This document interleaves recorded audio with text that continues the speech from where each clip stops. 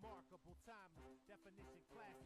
Expectations you set, we blow right past it. Reps on the daily, practice creates progress out with the next blocker. Make it look flawless, strong and resilient. Practicing it, passion, the definition of next level classic.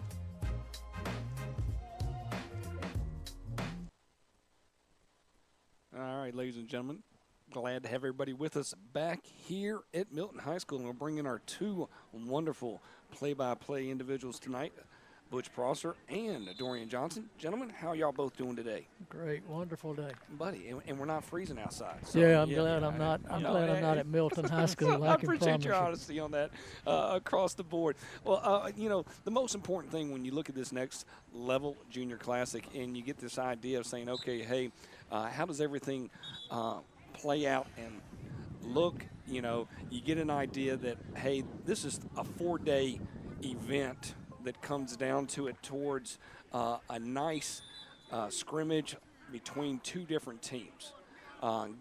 And just kind of an opportunity to really say, hey, very interesting how it all kind of plays out. If you can, do me a favor, Maya, go ahead and throw up their schedule, their day-to-day schedule, and what it normally would look like from start to finish. And these players are from all across the country.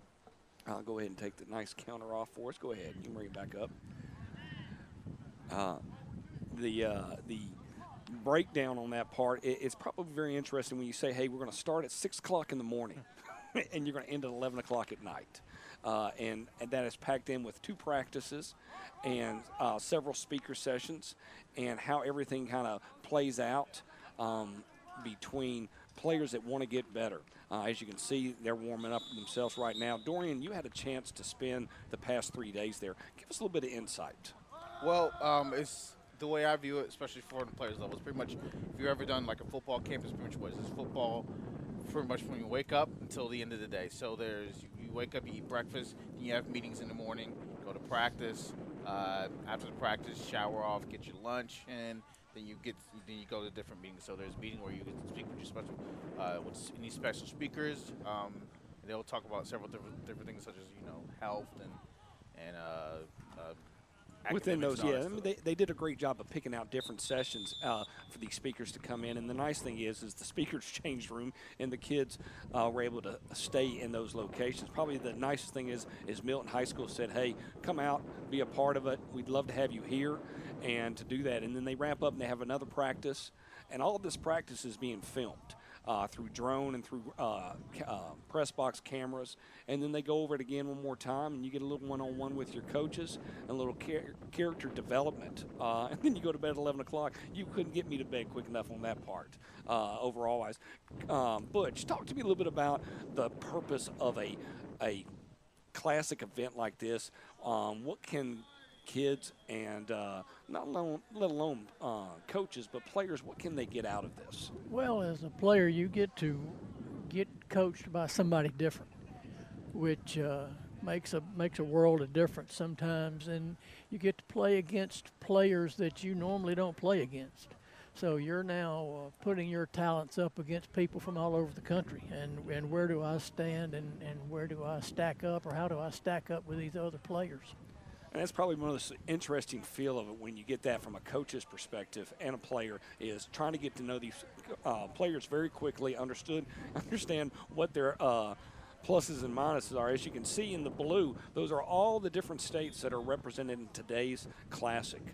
Very interesting to see and listen to their stories. We have several interviews that we'll play at halftime, so you get an opportunity to meet these players and what they've been able to go through on this part. Coach, have you ever had a chance to coach in an all-star event? Not on this level, no. I did coach one of the younger groups. Okay. Several years ago. Okay. And how was that experience to kind of, when you don't even have an idea? I mean, you get a chance when you have your own team to get to know the player, know the position, and you're just throwing them straight in there. How complex do you make things as a coach? Oh no, you're really basic right now. I'm sure that they probably are.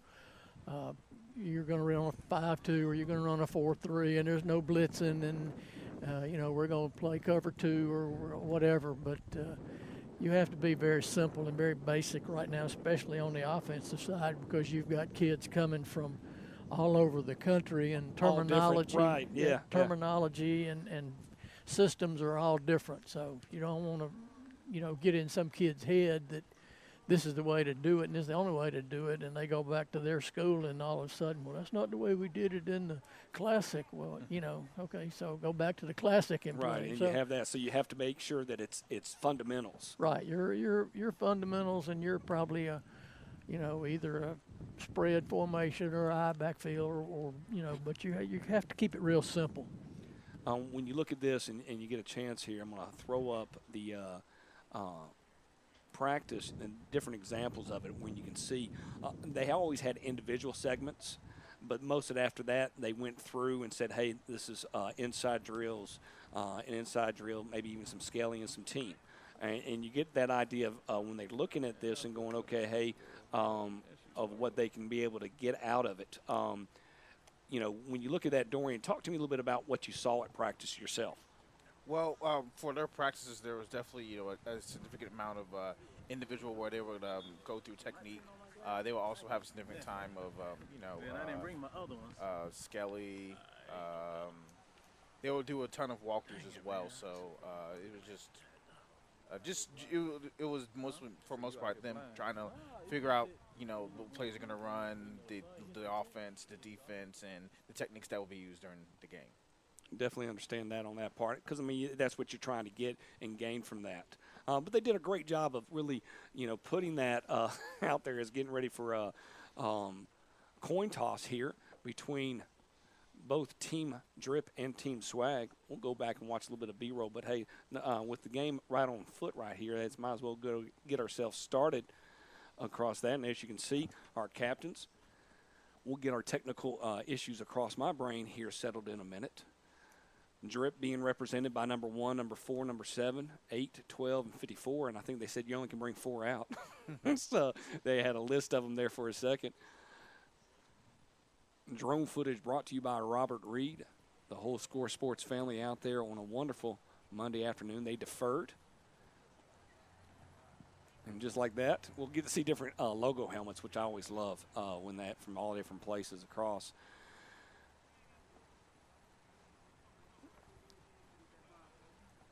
Team Drip in the white, Team Swag in the black. Well, gentlemen, very excited about getting this game started here. A couple of rules, get everybody, it's 12-minute quarters out there. They are playing college-based rules, meaning that you can have 1 foot in, not looking for 2 feet from a professional perspective. There is overtime. Once again, college rules based on overtime if we have overtime. The kicking game is not live, but there is a kicking game. but they will kick off and they will punt, and if they choose to do extra points in that part, they are even bringing in a little bit of a challenge method from what the high school brought in during the state playoffs, so they can actually challenge up to 2 plays a half. And if they get all 2 correct, they can get a third one. If not, they'll lose a timeout. So we'll see how these coaches handle that. They do have drone footage to be able to review it, but also a 50-yard line view as well.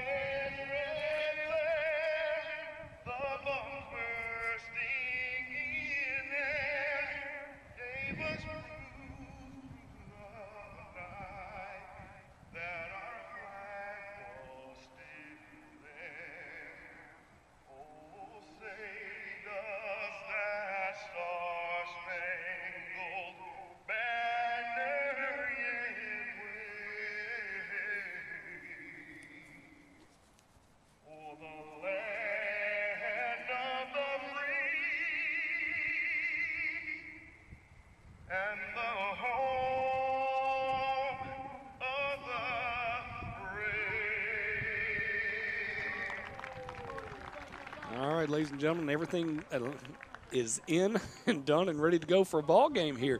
Talk to me a little bit about the keys of the game there, Coach. When you really getting into an all-star game, the goal is to get everybody involved, correct? Yeah, you've got to play everybody some anyway. You know, right. Some people will just stand out and they're going to be on the field the whole time. But, yeah, you get everybody in. You know, the biggest thing is you just hope that your organization is good. Because you got to make sure there's 11 players right. out. Got everybody in. It's everybody on the field is supposed to be there, and that can be an issue. Oh, it definitely can be. And special teams are not going to be a huge ordeal in the sense, but that would be the most terrifying experience. Dorian, one other thing, what would you say is key for both these teams? You've had realistically a total of 4 practices underneath your belt right now before you're playing the Junior Classic. What would you say would be one of the key things to look at? Well, if you're one of the players, you definitely get some game film on, especially if you come from a school that you don't have much game film. Also, some of these players play one position and are now projected to play another position in college. So this is a great opportunity for these players to get footage of them playing at the position they might play at the next level. And with that wind kicking in, ladies and gentlemen, you hope that they're not kicking too much into the wind left and right, because it is definitely a windy day across upper Atlanta in this part. So with no further ado, gentlemen, I'll let y'all take it away. Sit back and enjoy. I'll come join you here during timeouts and talk a little bit more about the whole Next Level Junior Classic experience. Gentlemen, have fun. All right, so Team Swag is going to start the ball off here. Team Drip at their own 25-yard line. This is number 12 as the quarterback, Alexander Johnson, one of the captains from Pine Ridge High School in Florida. In the gun with the wingback to his right, takes a snap. Run, it's going to be a short run there for maybe a yard. Run there by for number 8, Roddy Marino from Lyndhurst High School in New Jersey. So we're going to mark it down as a 2nd down and 9, I want to say. We need to talk about these jerseys. They wear black jerseys with black numbers, and you just cannot see numbers. It is almost impossible to figure out. So we will do our best to see who makes tackles for Team Swag, or Team Swag. Yeah, John's going to hand the ball off here around the middle. This time they're going to get around, I would say around 3 there, make it 3rd down and 6. Yeah, in these games, defense definitely has an advantage. You know, you're stopping and getting people and going to the ball, and it's much easier to play defense in these situations. Punt ready, Yeah, and it takes the offense a little while to mesh usually. And, you know, only 4 practices, that's not a lot of time to really get your team together and get everybody on the same page. 3rd down here. Johnson drops back to pass. Throws a short pass, and it's going to be incomplete. Like really good defense, and by the outside linebacker there, getting into the flats, making a good drop. I wish I could tell you what his number was, but I cannot. I want to say that was number 18 there. Yeah. He's listed as nope, excuse me. 18 or 19, either Jeremy Williams or, yeah, probably must have been. Yeah, we'll say Jason Jeremy Williams. Willingham from McIntosh. Number 16, Kevin Shepard from West Nassau High School in Florida here with the punt. And Team Swag's going to have the ball on their own, we'll say 40-yard line. So quick 3 and out there for Team Drip. Now it's Team Swag's turn to show them what they can do on the offensive side of the ball.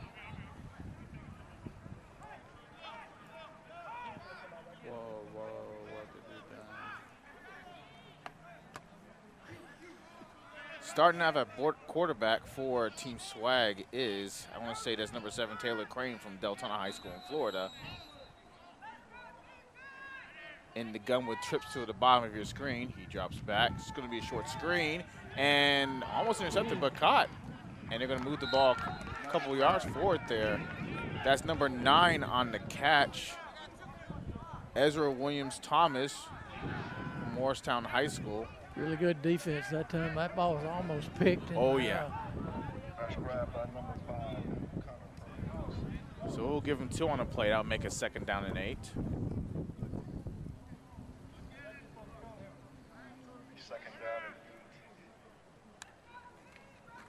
Handoff from the pistol side, and they're actually going to lose a couple yards there for Team Swag. Well, Team Drip lines up in a 3-5 and brings the house. You know, a lot of times in these classics, they don't allow blitzing, but evidently that's not the case in this one, boy. Yeah, I remember seeing them in practice. They discuss blitzing all the time, so yeah. I'm not surprised. It's really tough for an offense to pick this up. Exactly. Deep pass, nope, look to the right, and that is going to fall incomplete. Looks like that pass might have been dropped by Team Swag there. So now it's going to be 4th down.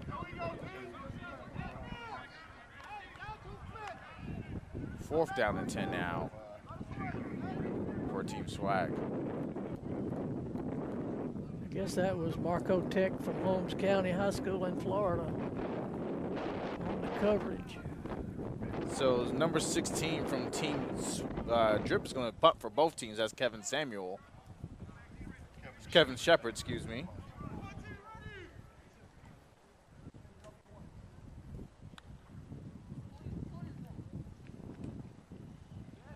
Once again, there's not going to be any coverage on the punts, and that's going to be fielded by number 14, Amir Alex out of Locust Grove at around the 30. They're going to mark it at the 28-yard line. So everybody's had an opportunity to play a little bit of football right here. 2 series. I mean, each team had a series. Talk to me a little bit about what you do. You know, breaking down wise, you just had that real chance to play some football, helmet, shoulder pads on, and get that experience. Coach, what are you going back to now? Because you're trying to put some things together offensively, and that's always the hardest thing within these classics is to really get everybody moving offensively. Am I correct thinking that? Yeah. We just, like we said earlier, it's much easier to play defense in these situations. Really good play here by Team Drip on a little quick screen out there. Things together offensively, and that's always the hardest thing within these classics is to really get everybody moving offensively. Am I correct thinking that? Yeah. We just, like we said earlier, it's much easier to play defense in these situations. Really good play here by Team Drip on they're making a big play. It's really tough trying to run the ball inside.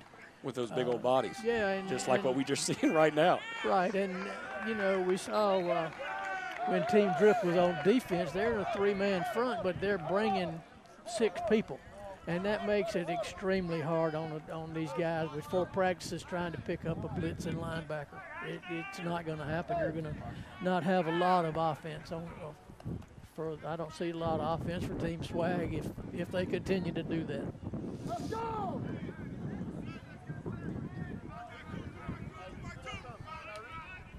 So it's a second down now. Johnson drops back. Now he's going to scramble, throws, and it's caught. Oh, actually dropped at the 43-yard line. That's now going to make a third down now. And we'll say about 4.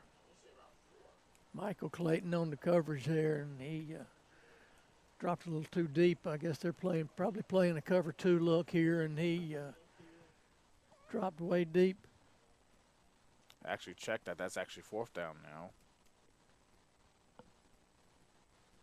As Shepard's coming back in to punt the ball off here for Team Drip.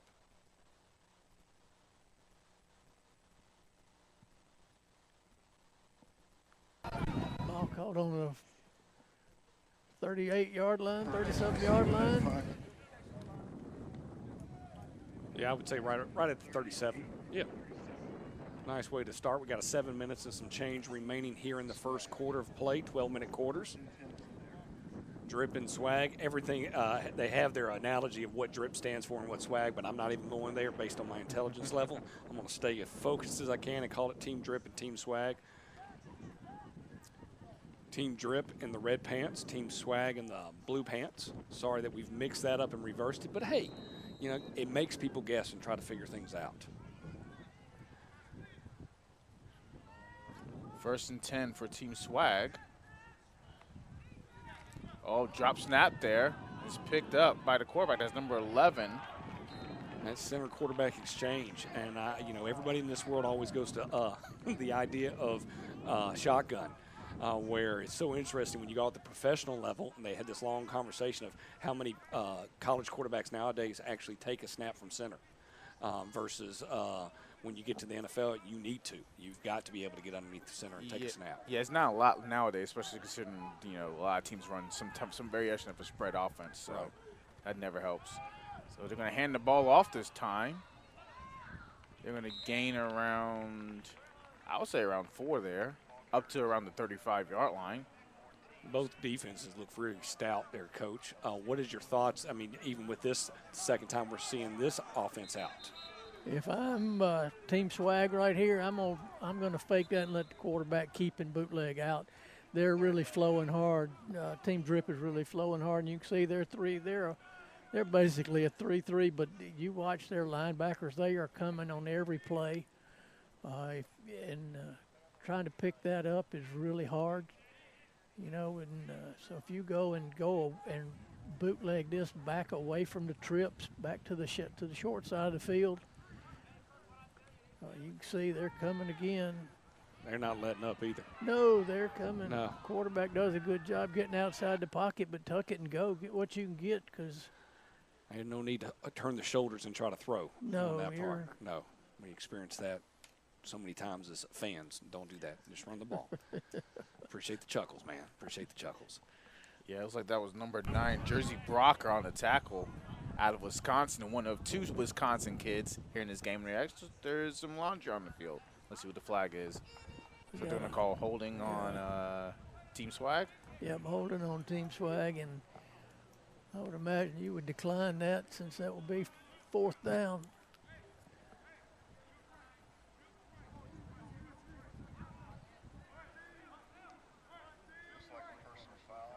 right, so it's like Team Swag's going to punt the ball off here. One thing about it, the punter's going to get lots of film today. Yeah, he's going to get a ton of work today. And, you know, when you look at this, and we'll throw it up here at the end of the quarter and kind of go over some couple things with our sponsors, but different locations of where these kids are coming from. You said 2 of them coming from Wisconsin, so this is just warm weather for them right now. You know, I mean, I look at that, and then I'd love to see the difference if they said, hey, it wasn't in that direction. So, yeah, or they're like, no, it's kind of chilly. It's a different type of cold. Yeah, as you can see, that's number 9 right there in the orange helmet. He's not wearing any sleeves, so he's probably like, hey, this is spring weather for me right here. Yeah. No, I'm good. One of the nicest things was to build a studio where I could sit in shorts and a shirt. And away from the elements, especially a little bit. Looks like Team Drip took it. Playing field position here and backed him up 15, and now it's first and forever, or fourth and forever? Third and forever, yeah. It is third. Yes, it'll make it 3rd and 23 then. Yeah, a long ways, and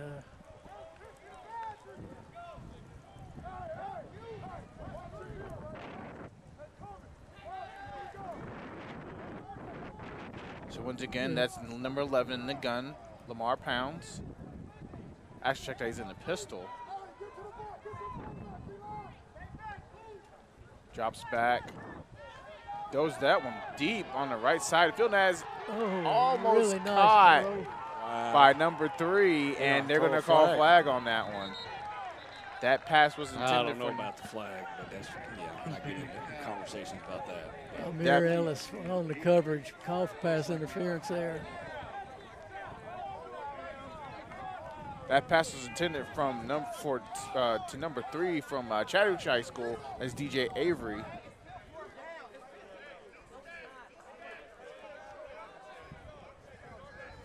And we'll give him College rules, that puts that at the spot, right? Oh, yeah. No. It's, NFL. It's NFL's on the spot. College would be 15 yards. an automatic first down. Should correct? be. Don't hold that to me about it being automatic first down. We'll see.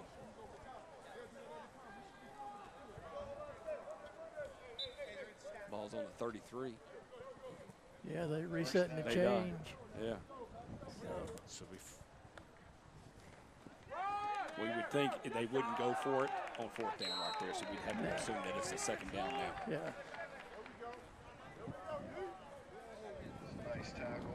Yeah, I think the best hope for Team Swag right here is getting a long yardage again, so they don't blitz and throw it deep and hope you get another interference penalty. Right. because- And they got some speedsters on the outside. It was a good ball thrown too. Yes, on it was really point. good. It really was. Yeah, you look at the linebackers for. They're all creeped up, Coach. Oh yeah, they're coming. Yeah, they are. I mean, you know, they bring 5 and And they pick them up, but nope, got to get rid of it. that's going to be picked off there. And returned all the way down to the 34-yard line by, that's number 9, Wisconsin kid from Team Drip, Jersey Brocker. And that's the first turnover of the day in this game. yeah, ill-advised pass there. You got lots of pressure, and you just throw it up and hope that you can do something. And threw it into coverage and good coverage back there. Good break on the ball by Brocker, and good return. Puts Team Drip in excellent field position. Oh, great hold there. Nice run by number 8, Reno. That number 8 on the carry, Rodney Marino from Yes, sir. New Jersey. Looks like it's about 2. Good hold that time, and it looks like that Yeah, they're going to say give him an 8-yard gain, 2nd and 2.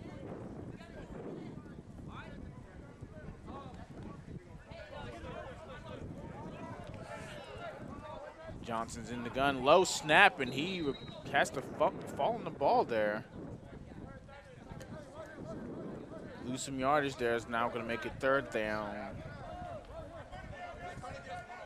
And long now for Team Drip.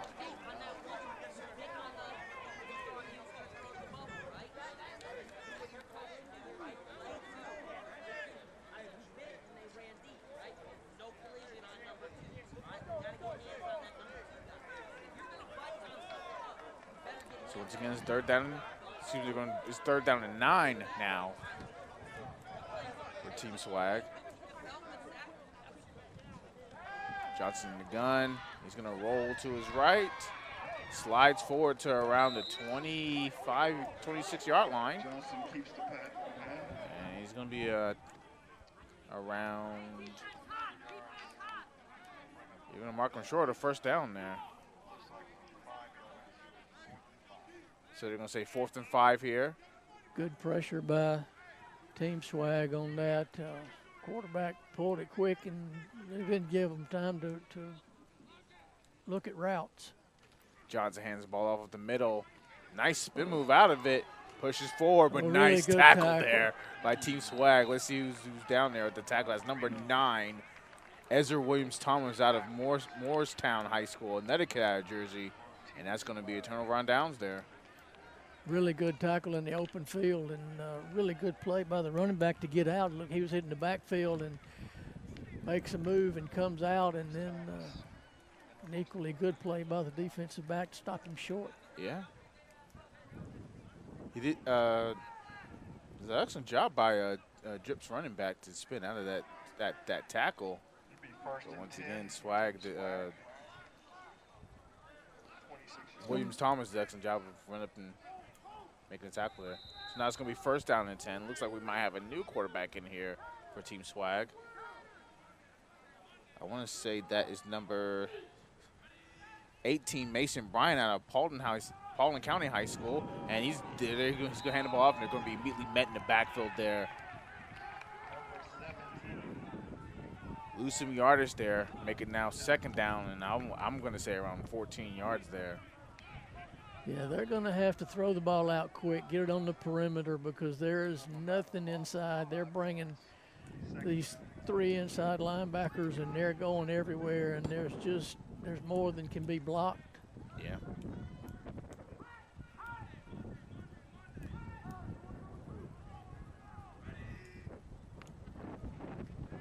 Quick pass out. Pass. And they're going to gain around back to the line of scrimmage, close to it. That's pass caught there by number 21, Joshua Robinson out of Hillgrove High School, another Georgia kid. It's not going to make it, I would say, third down around 9 or 10.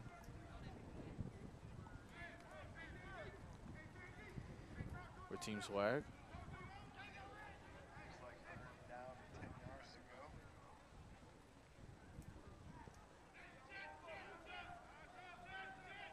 Bryant's back in the gun. 4 receivers this time.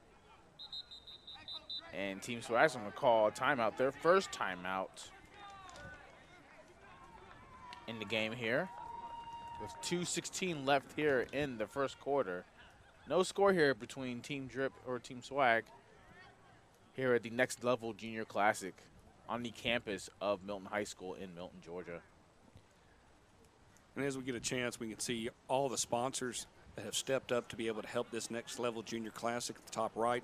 Down below were the speakers that came out and spoke on Saturday and Sunday, where the gentlemen and the teams were able to sit and actually listen to what they were able to convey concerning medical, but also health and also academic-wise. We thank you so much for coming out and also your support across the board here for the Next Level Junior Classic.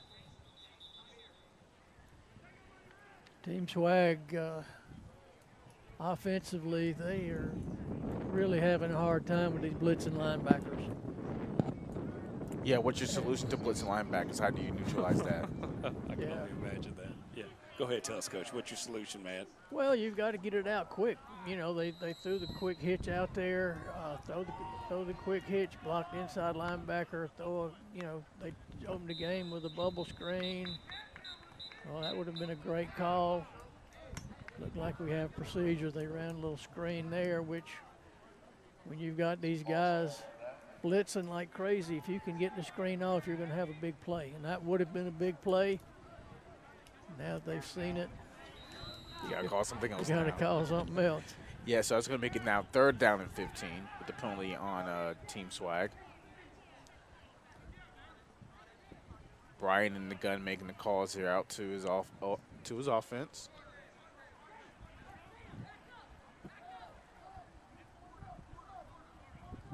4 receivers still. It was like a receiver at the bottom did jump a little bit, but the refs didn't see it. Bryant takes the snap, drops back. Pump fakes, and then he's sacked right at the 10-yard line. I think that's number 19 from Team Drip. There, number 19, D lineman, Quindrarian Coleman out of Macon County High School with this big sack there. That's now going to make it officially 4th down, and he probably lost around 8 to 10 yards there. So I'm going to say 4th and 22 now for Team Swag, and they're going to have to punt it here. Once again, that's Kevin Shepard back to punt the ball for Team Swag, as he's the kicker for sole kicker here in this game. Getting a lot of work in. Yes. Yes.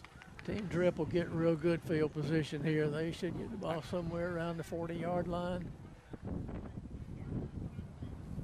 Punt is off, it's low, and it's going to be caught right around the 36-yard line. So excellent field position for Team Drip here. Let's see if they can capitalize on it. Yeah, the coaches for Team Drip decided they're bringing the house. Can you block us?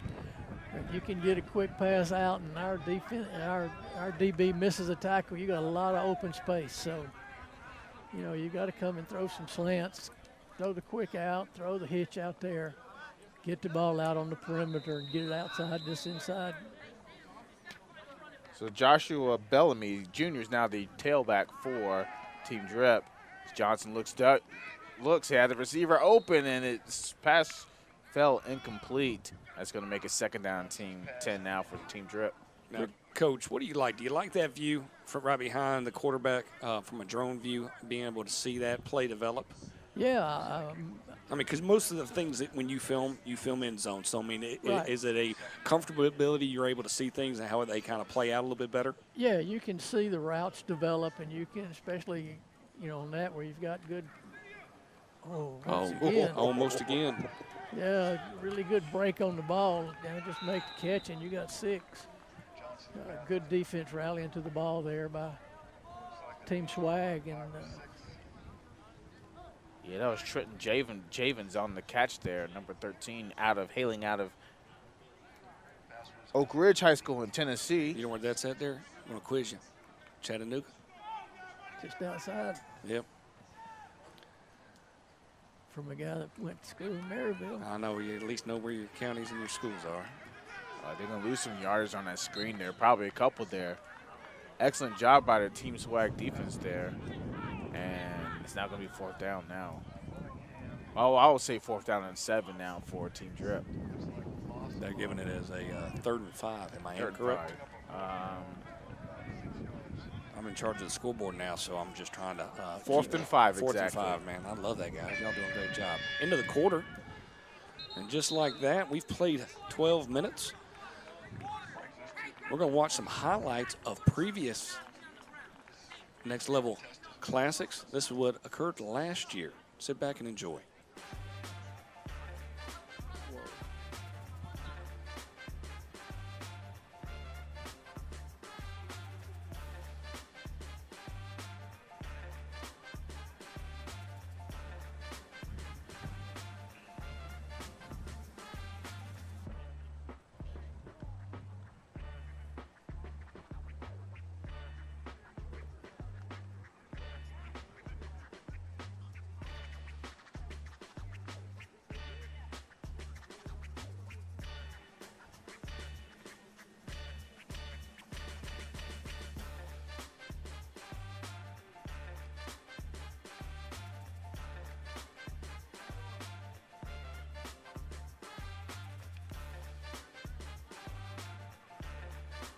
All right, ladies and gentlemen, back to action we go. We're going to be watching the game from this view. Oh, my bad. I thought we were just doing the blimp view for the rest of the game. That'd been nice right there. Been something new. Would have been very difficult to call a game that way. Exactly. That's why we go to the blimp view and call it, and say, hey, and just talk about everything else going on, the sun, the moons, and the stars, and the rain. All right, ladies and gentlemen, second quarter of action here, live from Milton High School. Dorian Johnson, Butch Prosser on the call. Gentlemen, take it away. All right, so it looks like it's 4th down now. 4th down and 6 exactly for Team Drip. Looks like we might have a new quarterback in here for Team Drip. That looks like that's going to be number 2, Will Thompson from Hillcrest High School in South Carolina. Big kid here at 6'5", 220. Now for at quarterback. Drops back. And he is sacked. He's going to fall down and gets rid of the ball. It's going to be incomplete. No flag so far. Great pressure there.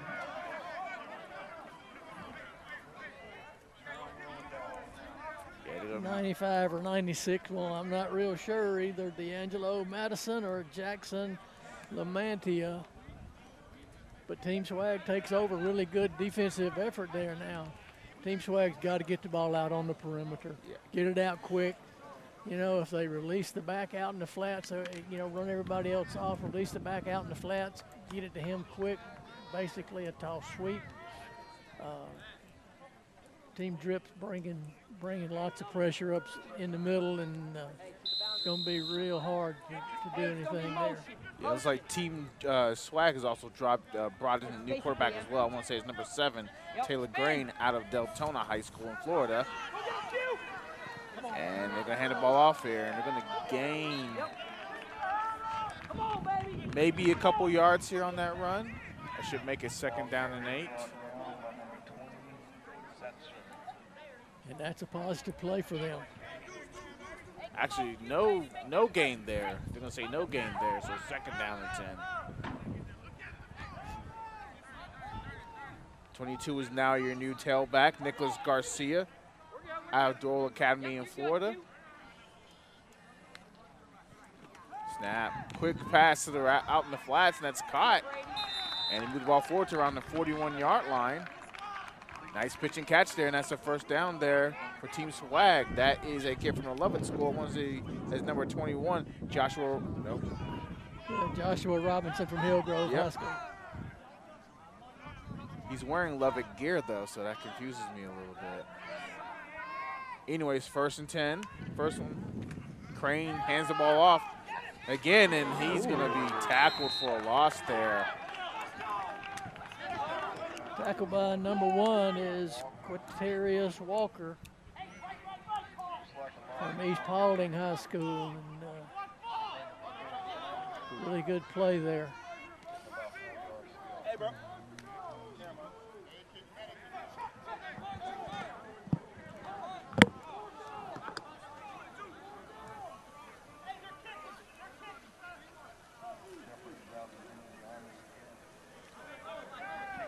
This is a punt formation again. Yep. And our punter has been the Yeah, I would say he's been the MVP so far. yeah, he's getting more airtime than anybody else. Oh, I yeah. can promise you that.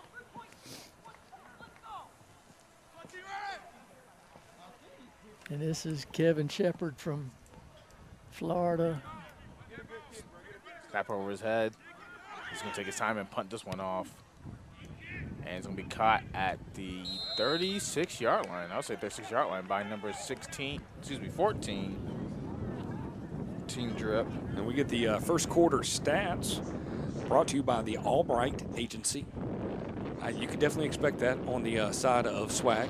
It was very hard to do anything with the rushing of the linebackers blitzing across there. That one turnover was an ill-advised throw because he was just trying to run for his life at that point. Anything pop out in your brains there, Butch, on the overall of the first quarter stats? No, pretty much what you expect. Defenses are going to dominate. It's going to take a big play or a turnover deep in the opponent's territory to lead to a score the way this game's going. You know, it's pretty much what you expect. Offense had 4 practices. You don't get a lot of continuity, and you don't have a lot of abilities to make adjustments. So, you know, You just hope you're trying to do a number count. I got this guy, you got this guy, and I got this guy. Make sure we can do that. So it's now a special 2nd down and 10 for Team Drip. Almost a fumble right there.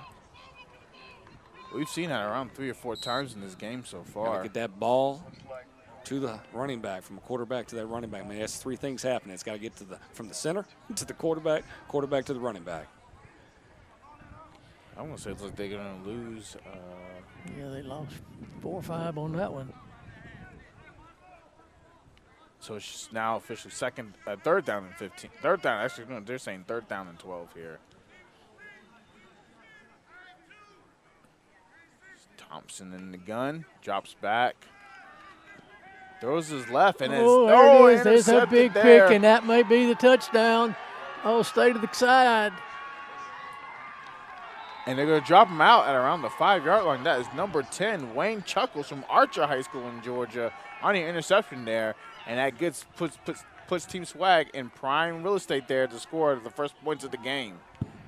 Really good play on the tip ball. That's one thing that you always want to teach, and you always say, I mean, you got to tip it, and they do those tip drills, and you got to wonder how many times in the individual do they work on that in group now, because that's a basic play. Yeah. That's a basic skill. That was something that it's those little things that make the big things happen, and that first tip allowed the other DB to step up and be able to get all the way down there to the 9-yard line. All right, so first down and first down and goal for Team Swag. They're going to have the ball at 7-yard lines. Pounds is back in as quarterback.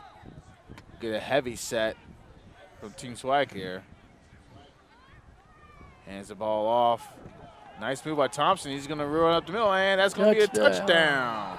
How much do you think that new formation just baffled that defense for a second? Well, you got people coming. Yeah, they don't adjust to the heavy set. They had people coming off the backside corner. You know, you're coming off of air. You're not defending the strength of the formation. And Team Swag gets a big turnover, like we talked about, and then a 7-yard touchdown run. So it's good. You talk about momentum in the sense of what do you do off of a turnover, and you're looking for that big play right then and there. 8:41 on the clock. So that's a 7-yard run there by number 21, Josh Robinson.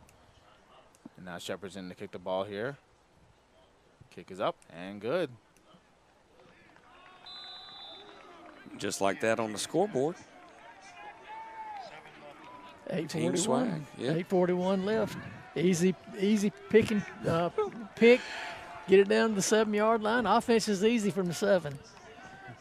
It's a very nice. You talk about getting you back against the wall real quick on Team Drip with their starting on the 9-yard line to go in there. Yeah, you hope you can start all your possessions there. Right? Yeah, that makes it'd be a nice way to go. Yeah. So we will see how Team Drip responds here, because they just gave one to Team Swag, so we'll see. And Team Drip has had they've had a couple of run plays in the middle where they run a little trap in there, and but they're not willing to stick. They want to keep going, running that quick screen out there. It's going to get picked in a minute, bring that tunnel screen, because the outside linebacker's really coming hard on that. So now it's going to be officially first down and 10 for Team Drip.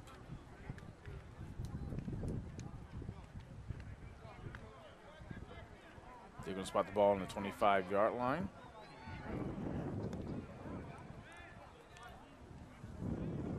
And that's Thompson coming back in as quarterback.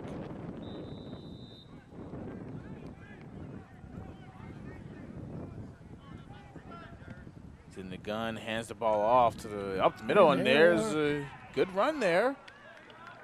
That's going to be around the 8-yard gain, so it should be second down and 7.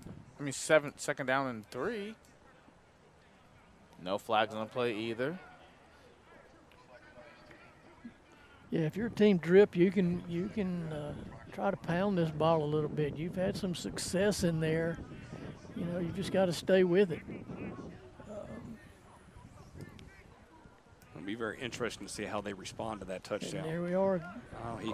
Zone read there, fooled everybody, and he fooled us, fooled our camera guy. I was thinking he was running up the middle. I thought so too. He had a nice little slot there up the middle, but unfortunately he pulled it on the zone read there and actually lost about 2 yards there. So it's now going to make it officially third down and 4 for Team Drip.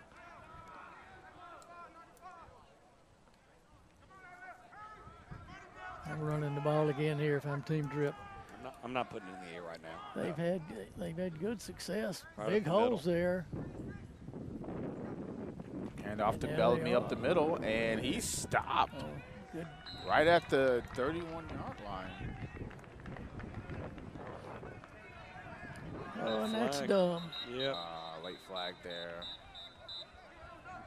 You're in the middle of a classic, junior classic, and you just kind of don't lose your head. We're Yeah, all when here you're trying off to the learn. field, You you're are. fixing to be off the field, and you You want to get film. This is the whole point of being here and getting this experience. yeah, and so you Personal foul on Team Swag. and I think that was safety back there, and I'm not sure his number, but pushed the guy in the back for no particular reason. I guess that was number 6. Was that penalty? I think so. Got him listed as linebacker Eli Smith from South Carolina.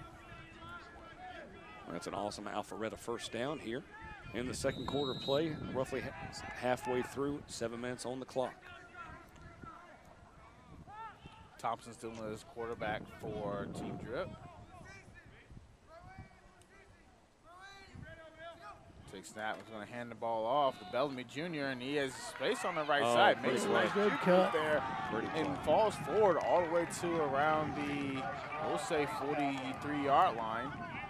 Excellent run there by Bellamy Jr., and that's going to be another awesome Alpharetta first down for Team Drip. Really good cut that time by Bellamy. Hits the hole and then bounced it outside and then cut back up. Made a really good decision there.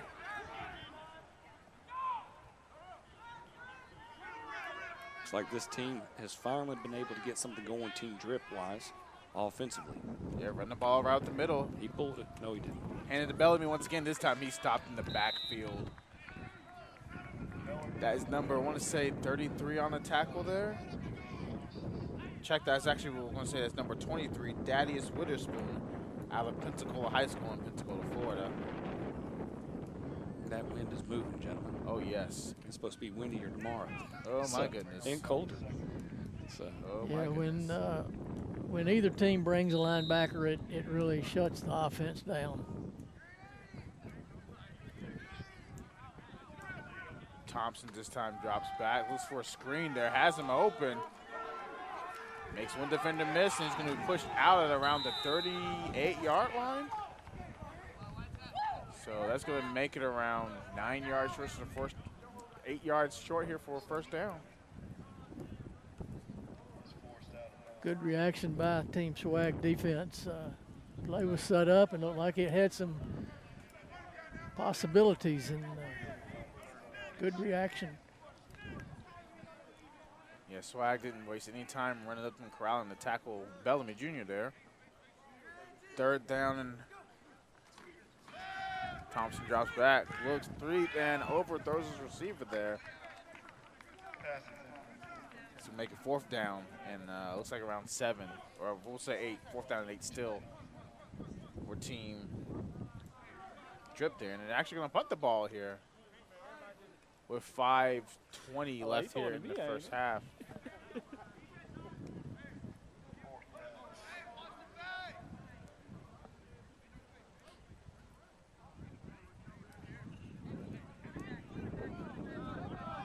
You would think that it might be maybe a possibly good opportunity to maybe go for here on fourth down. Yeah, while your defense has been playing, I would have definitely considered going for this. Yeah. Unless they're hoping to pin them deep and get a 3 and out and then get a little better field position. Yeah, but we'll see here with the punt, and that's going to be caught at the 6 or 7 yard line. well, I do appreciate the coaches thinking through things, because what you just said, Butch, was, 5 minutes left to go. Are they trying to put them up there on defense-wise? Last time Team Swag had the ball, they scored in the first play on this part. But now they're really stuck up behind. It was probably our first good drive of the game, brought to you by Team Drip. well, if I'm Team Swag, I'm going back to that heavy set right here. It's this. And Make them stop us. Right, make them have to make some adjustments, because the way they are right here, if they're 4 wide, they're blitzing, and you're in a disadvantage offensively. So they've brought in number 7, Taylor Crane, as the quarterback for Team Swag. Drops back. He's going to roll to his right, and he's going to throw it up, and almost intercepted there. Once again, that was number 9 on the coverage, Jersey Brocker, but there is a penalty flag on the field. Brocker almost wound up with number 2. Then that was possibly a very ill decision there by the quarterback from Team Swag, Taylor Crane. Yeah, Team Swag, they're getting bailed out on a penalty here, but they just can't block. The up front guys have not had enough work to pick up these blitzing linebackers and knowing where they're coming from, and the quarterback can't audible, so you're at a disadvantage. And you can see they just line up and dare you to do something different, and that's why if I'm Team Swag, I'm going to that heavy set, because they kind of outnumbered them on that play. But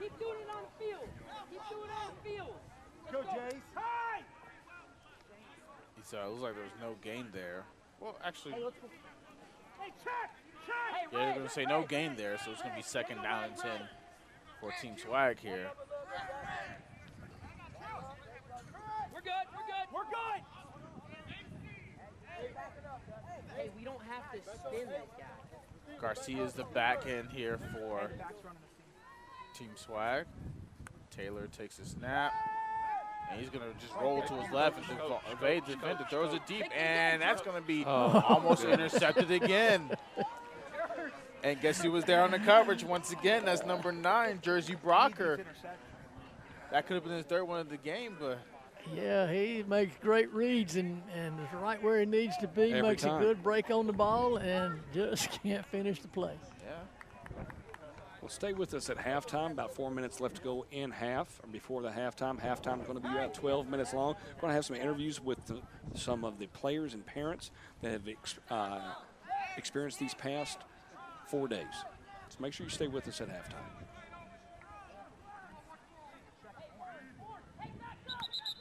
Oh, ref's going to call the, guess there's a substitution there. Everybody, make sure everybody gets set.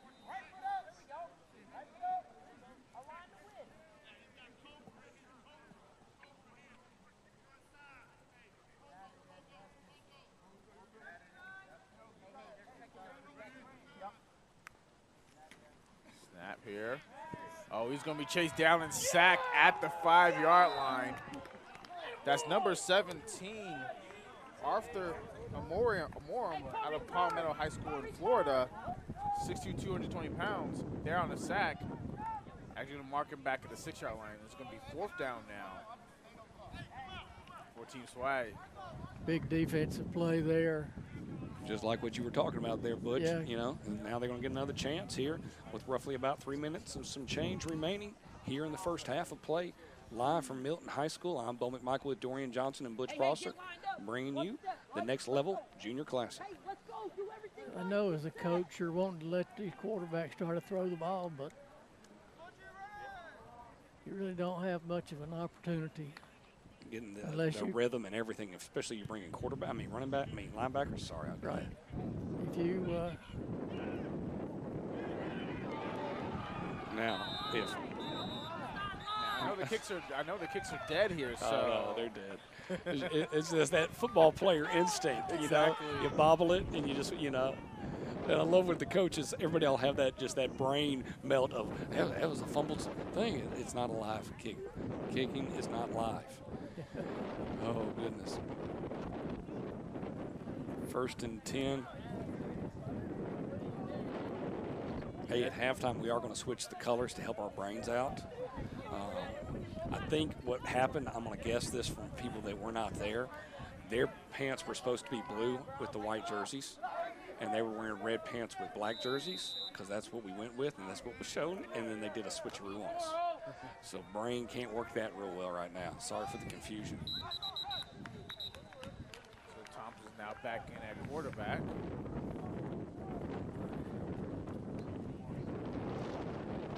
So you're going to call a penalty on team trip here. Back him up 5 yards. All the way back to around the 37-yard line. And I guess we got really another reason why the past game's been unsuccessful is just That the win. wind. Yeah, that's good. Short pass here by Thompson. They're going to be tackled pretty much immediately there at the 35-yard line. Looks like that was number 6 on the reception. Trevize Benefield. I think he gained around 2 there.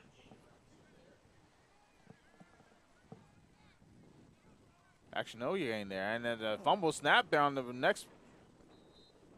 Recovered by Thompson right around the 44-yard line. And that's exactly what you don't want to see if your team dripped there.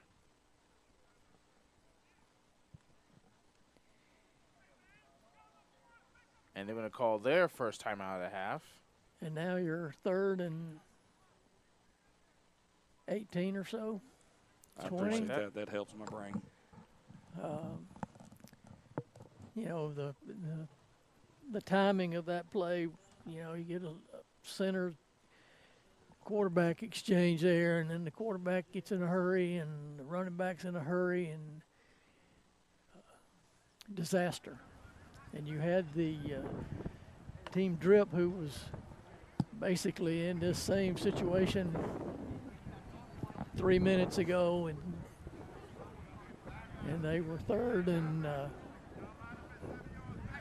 about 5, and now they're 3rd and about 18 or 20. So sometimes the best laid plans don't work out. No. The old famous line, everybody has a plan until you get knocked in the face. And, Yep. yeah, that's not working out for us. You know, should have Mike Tyson somewhere else. So that's Thompson back in the gun and for his 3rd and 18. They're going to throw a quick screen out to the left side of the field. That's caught and is going to be quickly corralled by Team Swag's defense at around the 43-yard line. So maybe gain a couple yards there. 4th and 16 now. Team drip. And they're going to go for it here with the round 2:15 left here in the first half. They actually changed that. Never mind. They're going to punt the ball off once again. Made a proper decision.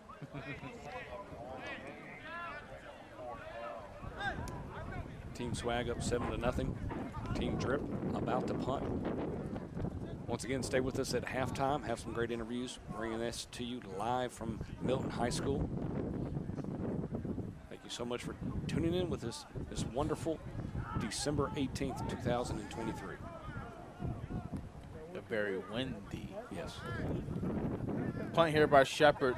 Short one's going to bounce and go into the end zone. And that's going to be a touchback for Team Swag. A better decision by the return man for Team Swag. Last time he caught it on the 7-yard line. And in a game where there's nobody downfield to pin the ball deep, why catch that? Just let it bounce. Hopefully it bounces, and well, it's going to bounce in your favor either way. It's going to either going to hopefully bounce into the end zone or bounce forward back down the field. So ball's going to be spotted at the 20. 1st and 10 for Team Swag. They have 1:22 left here in the first half. If you're the offensive coordinator here, Butch, are you going to try to make a push for end zone, or just try to go for 3 yards, cloud dust, and then just go into halftime? I would go into that power set that they ran and force Team Drip to make some adjustments. You know, I think you're probably trying to get into halftime. Your pass protection is non-existent. So let's run it 3 times, see if we can get to halftime. We're up 7-0. So. Yeah, it's Bryant back in at quarterback from Paulding County High School. And there was a 1-yard gain there, and Team Drip's going to call another timeout here. That's their 2nd of the half.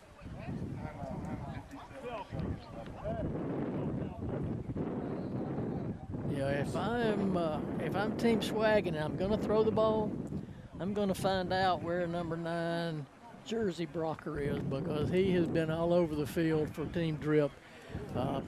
Had 1 interception already and could possibly have had 2 more. Yeah.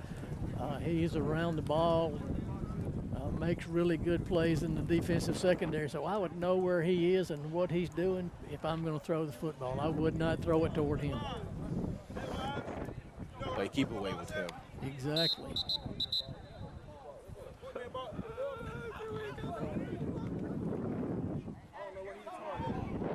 Yeah, if I'm trying to run out this clock, I would get in that power set again and just run over people and see what's going on. Yeah.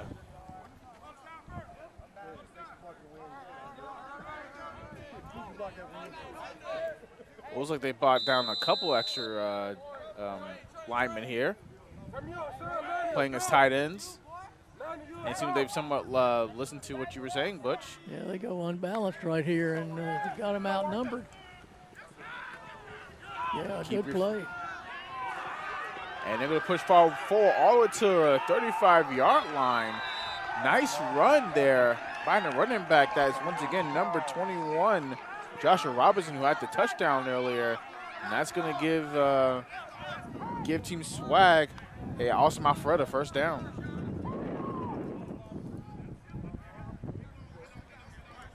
Switch to formation here. Handball for Robinson once again, and he eludes a defender in the backfield, but there's a flag on the play. Looks like he might have gained a yard here, but we'll check the flag and see what the referees say here.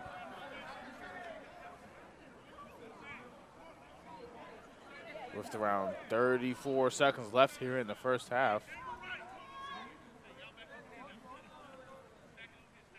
They're going to wave the flag off here. It's going to be second down and 9.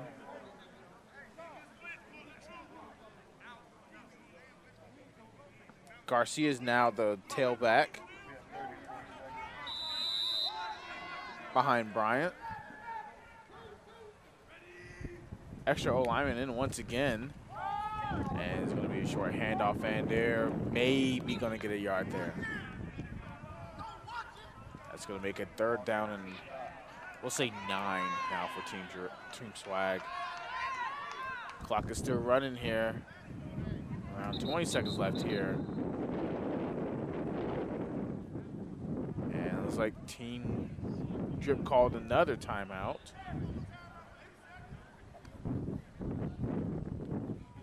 Clock is still running here at the game now. And they finally stopped it at 8 seconds. I think they need to move that back clock to around 20 seconds.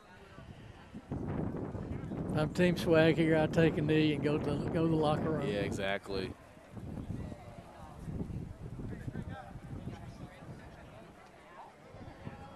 You're doing great to be up 7-0 so far in this game. Yeah, you've not generated a lot of offense. The run you just made, it was your best offensive play of the day, and that was 11-yard gain.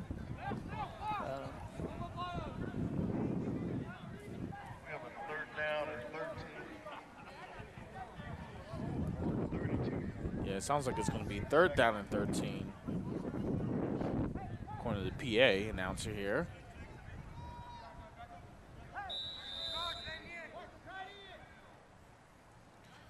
Once again, that's Brian and Garcia in the backfield. And they're going to take the snap and take a knee. And they're going to go into halftime here with the lead.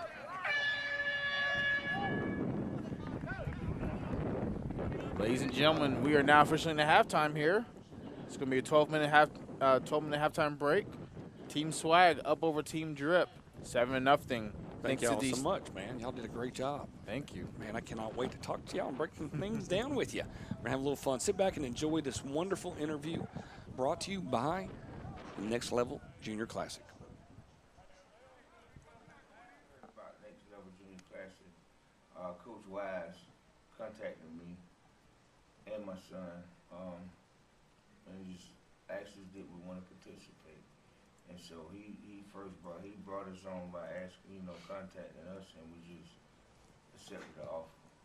So what I did was, when I got the invite, I took a screenshot, I sent it to my parents, I did a little research, and I was like, yeah, this is something that I would like to participate in. So we contacted them back and got set up with everything. Yeah, it's like when I got the first call, I was like, and then as we kept going on, I got more confident in what was gonna happen and what was gonna go on when we got here. So yeah, I was pretty much happy. I was happy. I was appreciative about the offer, the invite, and once I seen how happy he was, so it was a no-brainer to put him in so he can learn as much as he can to help him move forward to the next level. for me, after like the research I did, I was like, oh yeah, so that they really sending people to the next level, and like people are really getting offers from this. So I guess I'll go and see what happens. Okay. And for me, with that, what made me want to take the initial step is that the unity and the brotherhood that they created, and that goes a long way in life. So that's a life lesson, and it helps you throughout life, through any process. As long as you have unity, you can make it through anything. First day here, we went and did the media. After we got media, and then we came down here, and then we got media. It was straight, and then we went back up, and it changed. I was like, dang, we had to go outside, do squats. I was like, man, I didn't know it was gonna be like this. Figured out what a GDI was.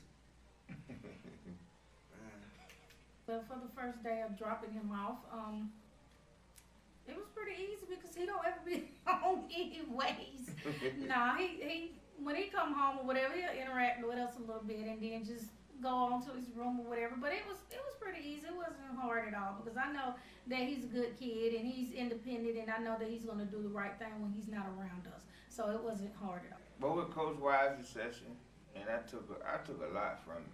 It's very knowledgeable. It teaches you a lot, and it helps prepare you for the next level in all aspects of this part, like the recruiting and the just setting them up for college life and everything. I mean, I took a lot from it, and I'm very intrigued by it. And we just finished talking upstairs, and we're still talking.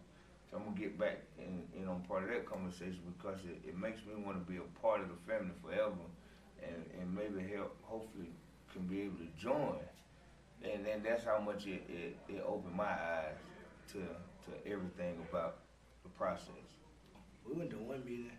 That's all. We only went to one meeting. So, and we learned about how you gotta take care of your body, take care of your mind and stuff like that. You gotta know what you're putting in your body to get what you want out of your body, basically. The college practice is way more sped up. It's you going,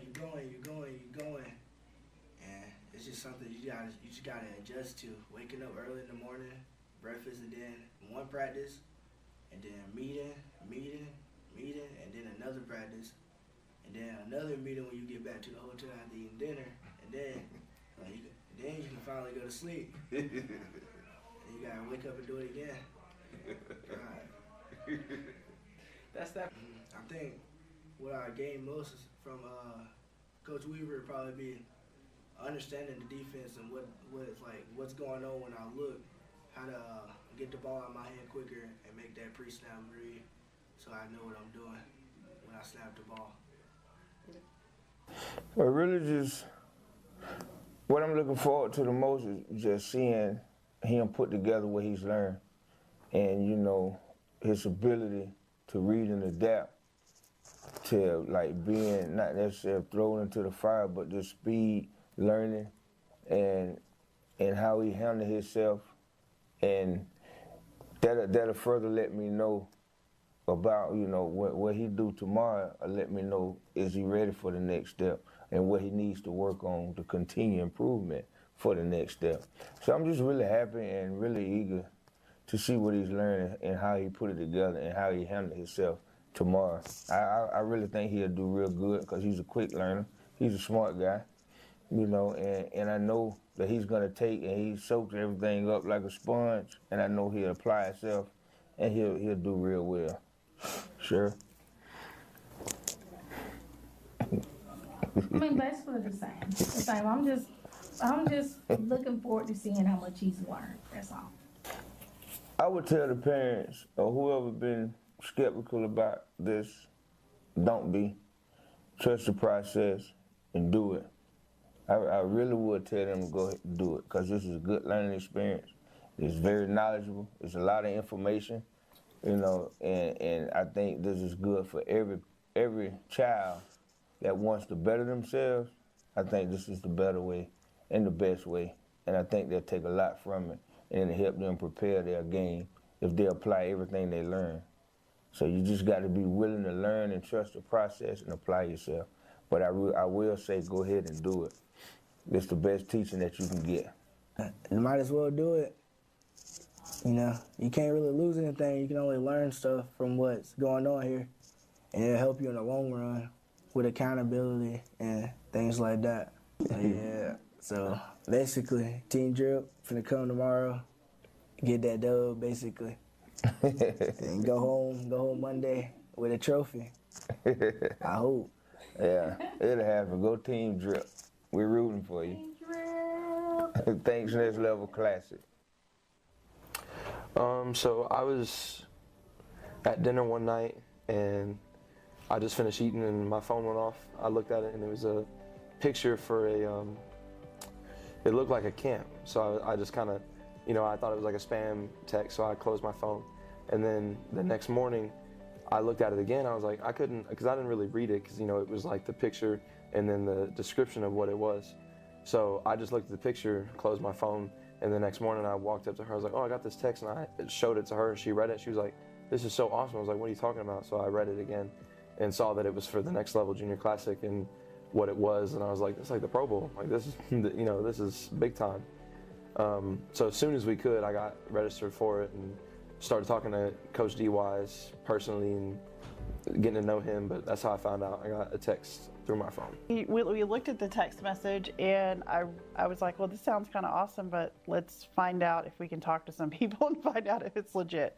So we contacted another recruiting service that we were using, and we were like, what is this about? We asked his coach to check it out because at first we thought it was like a pro game, and we were concerned of his eligibility for his senior year. So we contacted the UIL for Texas, and like we kind of did some research on our own just to make sure it was legit.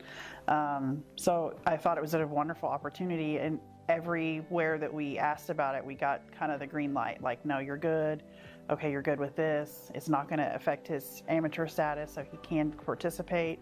And so it was kind of really the only one of very few camps that he was being invited to or offered that was to this caliber as far as being able to play in a game and things like that. We actually had a phone call first with Coach Wise back in July. We were actually in Colorado at a hotel.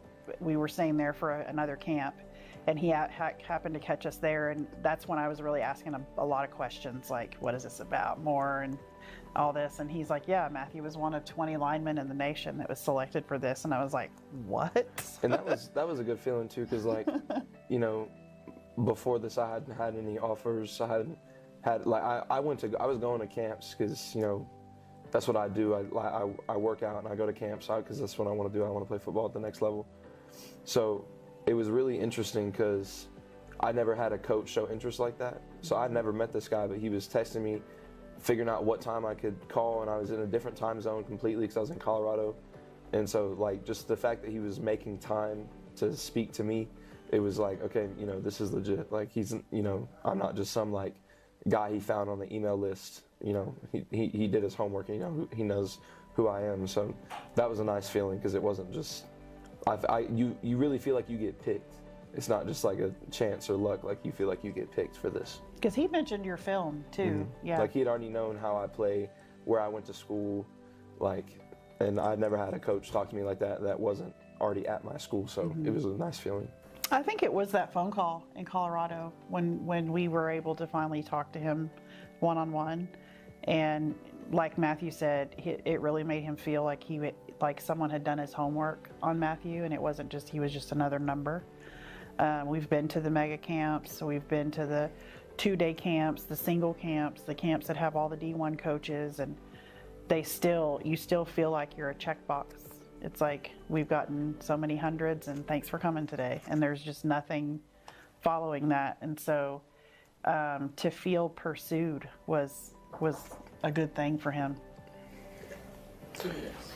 And I mean, like, I'd especially felt that too, because, you know, like she said, going to the mega camps and stuff like that, you know, at the end of the camp, you stand in line with all the other people in your position group, and you hear them talking to the coaches, and it's like, it's almost like the same conversation over and over and over again. You're just waiting for your turn to get the script, and then, you know, you get the Twitter and you leave.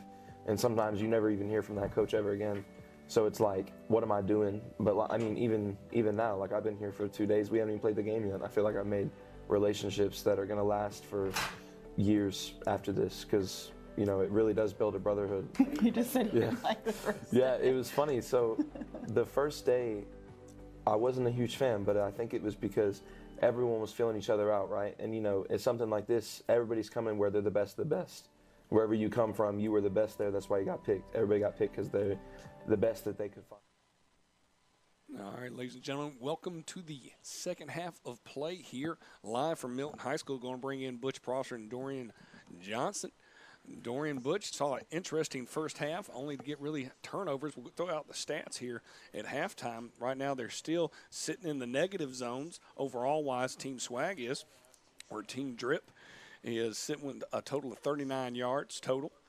Tell of the tapes, talk to me a little bit about what you think is going to have to happen here in the second half for both teams to get some things going offensively. Go ahead, Butch, you first. Well, Team Swag's either got to go to their power formation and try to outmaneuver and put more people over there than the defense has, which they've done a couple of times, or get the ball out real quick to the perimeter. Defensively, keep doing what you're doing. You've played really good defense. You've been in the hole a couple of times and kept Team Drip out of the end zone. So, you know, pick up some first downs, change field position, and play good defense. What about you there, Dorian? Team Drip, what are they going to need to do to get, first of all, get some points on the scoreboard? Well, I think offensively, you've really kind of struggled to establish drives. So I think what you're going to try to look for is chunk plays. Just try to get as many chunk plays as you can, get the ball downfield as quickly as you possibly can, just so you can eliminate the length of your drive, because the longer the drives have been, it seems like the more they've struggled. Defensively, once again, your offense has been struggling. You're going to need to force a turnover and try to get a defensive touchdown to help spot your offense and get some points on the board. All right, well, away we go. Oh. Listen to both of y'all. I know. Y'all relax. Thank you. Thank you that we jumped off sides, because we just gave up 6, and that was our man right there. Yeah, that was number 9 once again, Jersey Brocker right there once again. And that would have been a pick 6. He had that play read. He's really a good player in the defensive backfield. Yeah, he's definitely stood out for he's been the biggest standout of all the players on both sides for both teams on both sides of the ball. So if Team Drip's able to squeeze out with the win, he definitely has my vote for the MVP so far. Yeah, that was that would have been a walk into the end zone. Yeah, he would have moonwalked into the end zone if they were able to not throw a penalty flag there. And for those people that don't know what moonwalking is, it's okay. We're just old. Scramble there. Looks like they're going to gain a couple yards there on the run. I want to say it's number 7, this quarterback now in for Team Swag. So that should be Taylor Crane out of Deltona High School in Florida.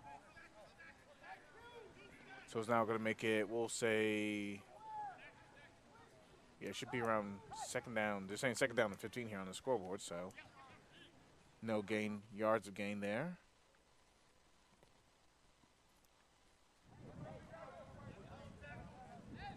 Once again, Team Drip is just loading up and coming. You don't know where Oh, there's a tip ball. And there's the interception and pick 6. This time that's actually number 14, Amir Ellis out of Locust Grove High School. And that's going to be the first points of the game.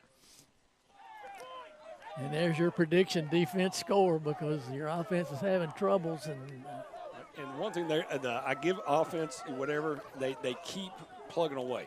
And they keep trying to throw the ball, and the tips are, and you get 2. What would you have guessed that both teams would get tips that would allow them to score? Yeah. That shows a lot of defense, a lot of working on those little things throughout the past 4 days here at Milton High School. Well, and, you see a little adjustment by Team Swag. They trying to get the ball out quick to the perimeter. The execution wasn't there on either one. And he bounces it off the upright for the extra point. I think that counts as 2, doesn't it? Yeah. Based on the new rules. Yeah, it ought to. Yeah. If you can hit that post, you're good. And, especially if you can get it to carry them in so that it goes in.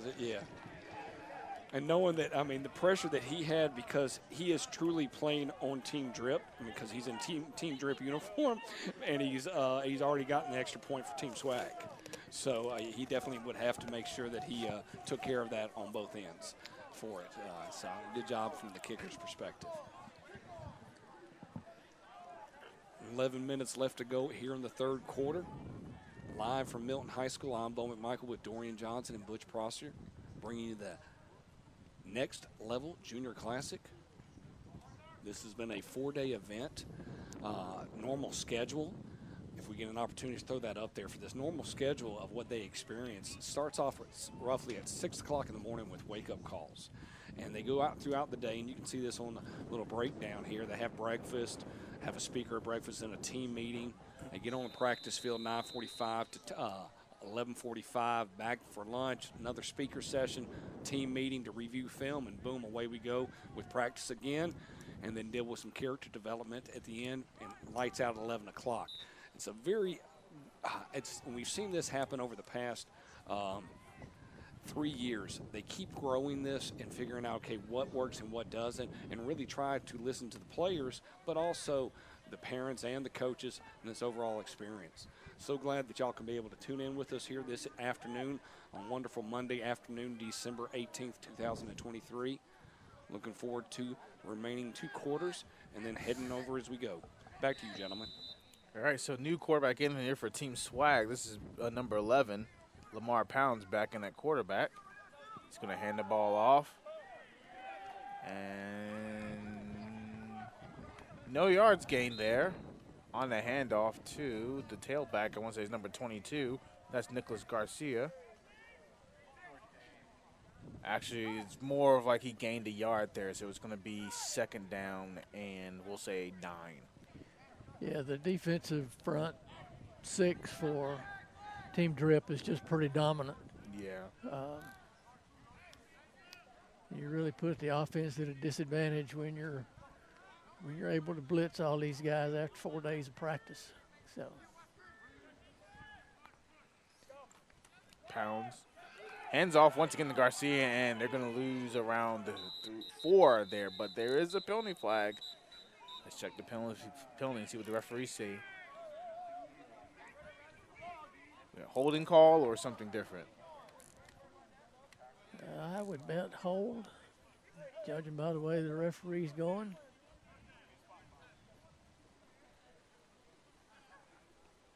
They're actually going to call face mask on Team Drip. Push the ball up 15 yards. It's a break for Team Swag here. Absolutely. And it's going to be another awesome Alpharetta first down here for Team Swag. So they can move all the way up to around the ball, all the way up to around, I would say around the 40.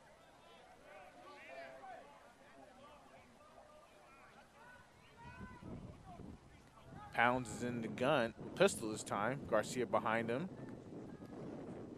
And they're going to fake the handoff to Garcia. Pounds has some space on the left side and gains a yard there. Nice tackle there by number 7, Kenneth Skelton. Texas kid. out of Williams Howard Taft High School. 2nd down and 9 now officially. That was a good idea by Team Swag. They're getting a lot of pressure up the middle, fake the inside run. Quarterback keeps around the edge. It was just a really good play by the safety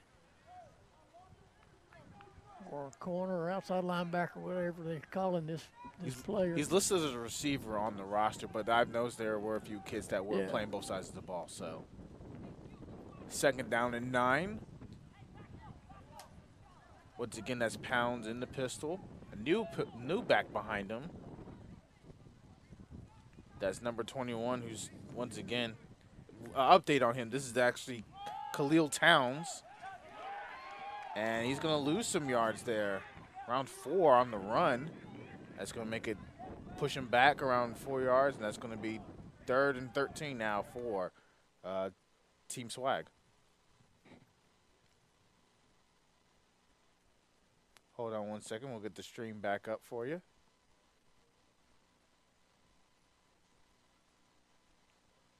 Oh, that's not a good sign. Even the scoreboard at the stadium's out as well.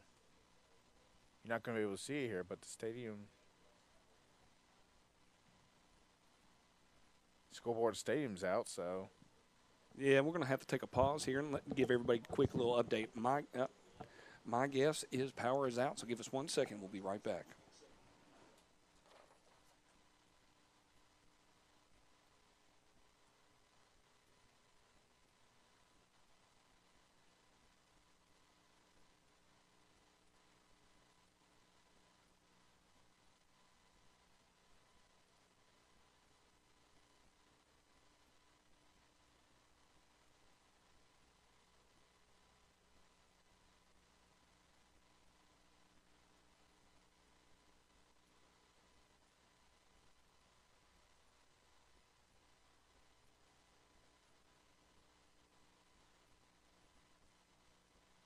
Yeah, good old-fashioned technology in its finest. When the power goes out, everything has to kind of reboot itself. So we're getting everything rebooted back up on site.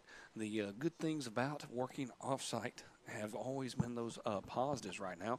But we get a chance here. I'm going to go ahead and throw this up here while we have a little bit of time to talk.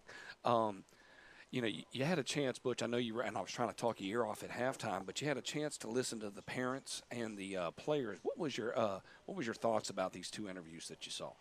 Well, the parents and players are very positive about their what's going on and about their situations and how positive they feel about the program. That they're getting invited, and it makes you feel special. And the parents are involved also. It's not just give me your kid and we'll see you in 4 days. They have stuff for the parents. The whole thing's right. Yeah, so Exactly. it's a good thing, and you get these kids to play against people from all over the country, and it's all an invitation, and you get to meet kids from other places, and so it's a good situation. Well, it looks like we finally got power up and running on this part, so we'll get things squared on our end. There's no fun when it's a 4-angle view to give that to the world. I'm a mean person, but I'm not that necessarily crazy and mean on that part. But once we get this thing situated, we'll get everything back up and running. And away we go. Gentlemen, take it away. Nobody scored a touchdown. But yeah, I'm guessing the power went out at the stadium. It did. We lost everything across the board. So then we're hooked into power on the visitor sideline, so everything had to restart. So it was good. Once again, being off site sometimes helps. We're able to kind of relax and get going on our end. We won't have a clock up there, but we will do our down and distance. So Dorian, you've had a chance to be to all. You've been to all 3 of these, correct? Yes. We had one up in South Carolina a long time ago, and then last 2 times they were here in Alpharetta. What's been your experience? It's been overall positive so far. I've definitely enjoyed just sitting around and watching these kids from, we as a company, we normally film football right around the state of Georgia. We very rarely venture out of the state, so it's nice to see kids just from other states show up and play football. And we've seen kids from like you saw on the map of the United States. You saw a little bit earlier. You get kids from all over the country. I've seen kids from California, this year, this is the first kid I've seen from Canada. And you're starting to see, especially in college football a little bit nowadays, starting to see a few kids from Canada trip down into the States and play their college football down here. So, yeah. 3rd down and 13. Away we go. Handoff up the middle. That's Garcia, and he's going to gain around, I want to say 4 there, around 4 yards there. That should make it, 3rd down and 9. Excuse me, 4th down and 9. Evidently, that was the first down. I think we missed a couple plays probably to begin with. Yeah, so it's 1st down and 10. Yeah, I don't think they even stopped the play at the stadium. So no, they didn't. They're going to do a quick cut, back to the line of scrimmage, pretty much on a similar play, and Garcia's going to move forward. I want to say he gained a couple of yards there. And this is what I would have done if I had been Team Swag earlier. They've had success in that power formation.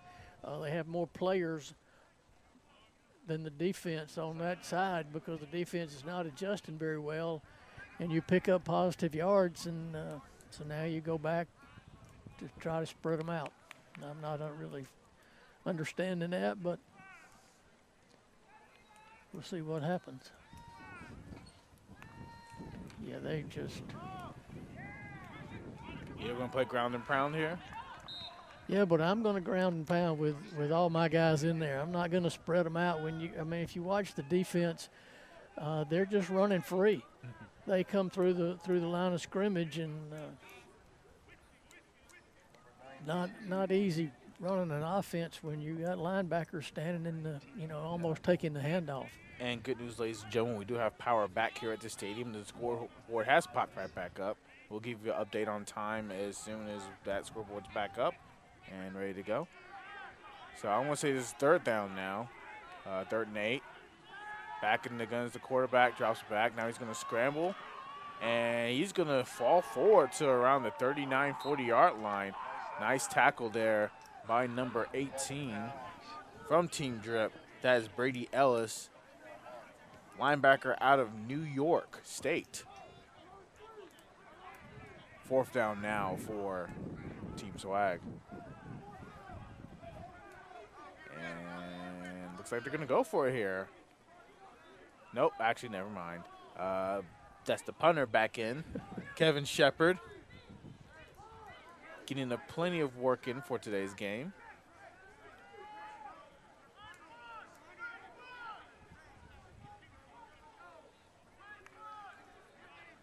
Snap, and the punt is off. Short one here once again. That's going to be caught at the 20-yard line. And Team Drip's going to have the ball right there, 1st and 10.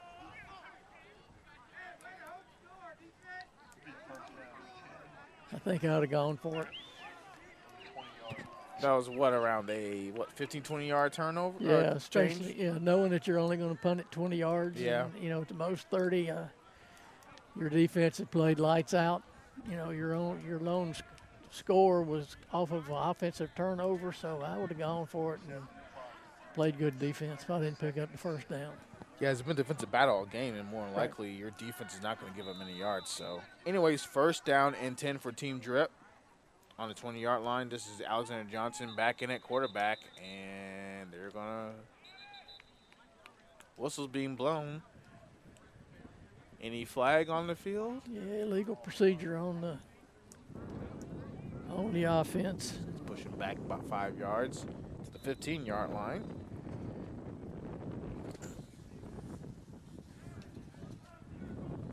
First and 15. Once again, that's Johnson back in as quarterback, the captain. Hands the ball off, and I think that was a direct snap. I think the center snapped it to the wrong guy. Uh-oh. I don't know if that was a trick play or not, but it looked like the yeah, it's like a 2.5-yard gain there for Team Drip. Back in the gun, Johnson drops back, throws, slant, and that's intercepted. This time it's number 4 from Team Swag. That's Michael Clayton out of Northside High School in Warner Robins, Georgia. And Team Swag is going to get the ball in prime real estate here. And they have another chance to put more points on the board here. Yeah, big turnover there now. You know, can they capitalize? Are they willing to get in their power formation and pound it? Or are they going to spread it out and try to throw it in? Yeah, you're in once again, you're in a good field position. It's around 2:47 left here in the third quarter here, so why not? So this is Nicholas Drennan out of Woodlands Carterville High School in Cartersville, Georgia, now in as quarterback for. Yeah, they've gone unbalanced in power, and they've got more people over there. Yeah, they brought it right back, and they're just going to hand the ball off the middle, but Team Drip was ready for that one.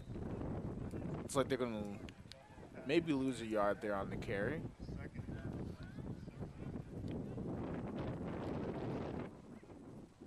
That was number 21 on the carry once again, Khalil Towns.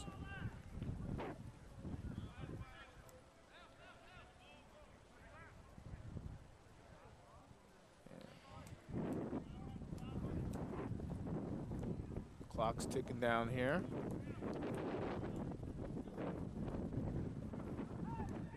Drennan once again, quarterback power set once again.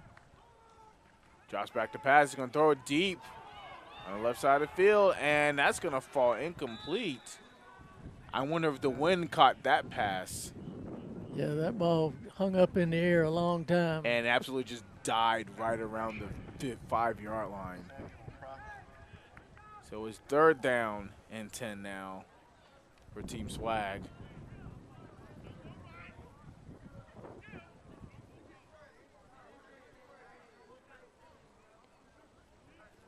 We'll see what kind of pressure they dial up this time. Team Swag still in the heavy set. This time they're on the left side. And hand the ball off to Towns. Has some space. And scores all the way up to around the 11-yard line, pushed out of bounds. I hear some whistles there. That might be some flags. But anyways, here officially, if the play stands, they're going to be officially in the Chili's red zone. Yeah, looks like that might be coming back here. They're probably going to call a holding flag on Team Swag there. Quite unfortunate there. Yeah, Team Drip wasn't lined up. They were not ready for the movement of the offense to go heavy to the other side, and they were late getting adjusted.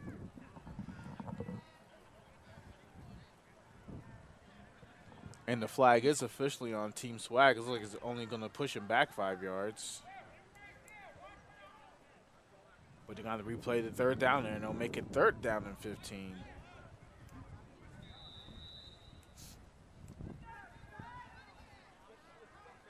Power set once again. Drennan's your quarterback. Towns is your running back. And off to Towns. He goes to the left side of the field. Same exact play. Why not? Just makes a spin move and falls forward to the 20-yard line. Get a good play, get a penalty, run the same play. Why not? Yeah, it's a really good formation, and they're outnumbering Team Drip on the corner. Team Drip's not adjusting very well, and they're still blitzing off the backside instead of adjusting and moving people to where all the. So it's going to make it 4th down now. Still in the power set. They're going to readjust once again. Hand the ball to Towns, and this time he's dropped back in the backfield. Loss of 5 there, and a fortunate turnover on downs. Led there by Team Drip. That's number 92. Lucas Folau out of Marshfield High School from Oregon. A really good play there. Pressure in the backfield. But some movement by Team Swag that time. That's their best offensive possession, even though they didn't get in. They were able to maybe find something that they could come back to.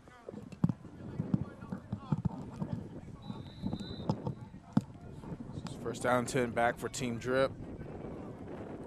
That is Johnson back in at quarterback. Drops back, throws a short screen pass. Nice move there.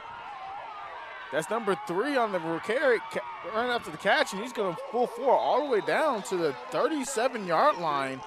And that's exactly what we've been missing here from either team. Short, quick screens here, and that leads to a long first down here. Catch there by number 3, Joshua Bellamy out of Lakeland Christian in Florida. Really good play there, set up really nice. You've been getting a lot of pressure up the middle, and throw a little slip screen out there. Makes one guy miss, and then lots of room in front, and really good job. Really good speed by Bellamy there. He showed a little step and made a really good cut and make a guy miss. And so I'm guessing that's the end of the third quarter here. Nope, never mind. I think that was a timeout. Timeout, yep. Yeah, timeout by Team Drip. Still got about 45 seconds remaining, give or take. We only ended up, during that power outage, only missed 2 plays. So that's good. Yeah, it really was, man.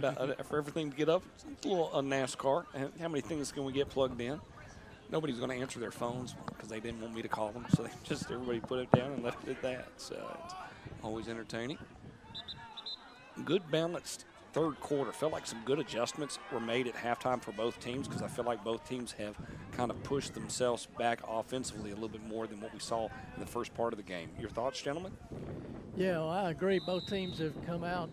Team Swag come out and tried to get the ball more on the perimeter, and then they went to their heavy set. Another nice move. They're by just tired Bellamy. at this point, man. A little conditioning right there because they're trying to catch this little guy running all over the place. Yeah, he's got quick speed. He does. Good quickness and good cutting ability. Bounce into the outside. Yeah. 5'8", 160 pounds. Yeah, I couldn't. That's too fast for me right there.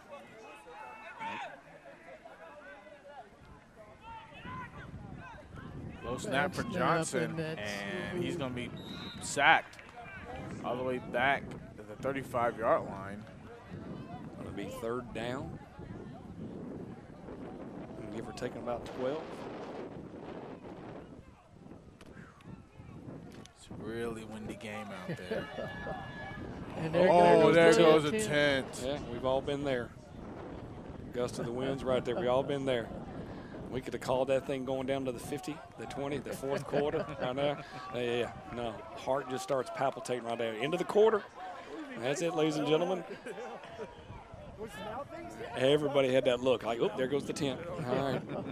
We'll hear from our sponsors and we'll be right back. Once again, I'm Bowman Michael with Dorian Johnson, Butch Prosser, live here on the Next Level Junior Classic.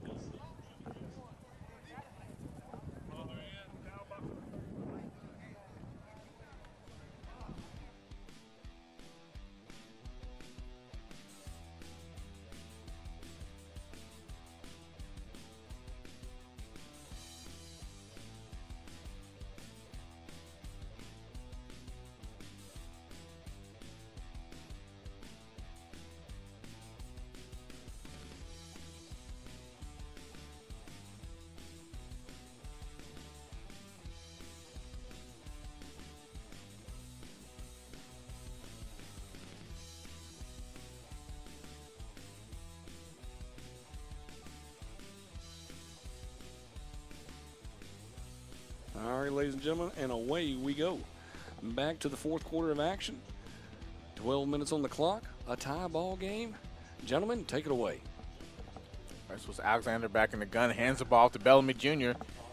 Runs to the left, and he's going to get run out of bounds right around the 20. What was that, man? That sounded like a puppy dog. It was a good tackle over on the sideline. He made made people miss and then outran a couple of guys, but then he kind of took a shot there at the end.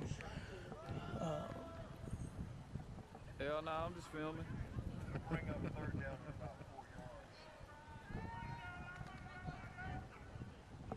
So this is I'm at Milton High School. third. This shit is massive. I was trying to show you the school when I called you. Yeah, it's third down. I think it's third down. Alexander's in the gun, hands the ball to Bellamy Jr., and he is stopped right at the 22-yard line. Big hit there, but it looks like that's number 6 from Team Swag, Eli Smith. Number 24 also has made a couple of plays in the last couple of plays. Marcellus Nowalozi from Illinois. So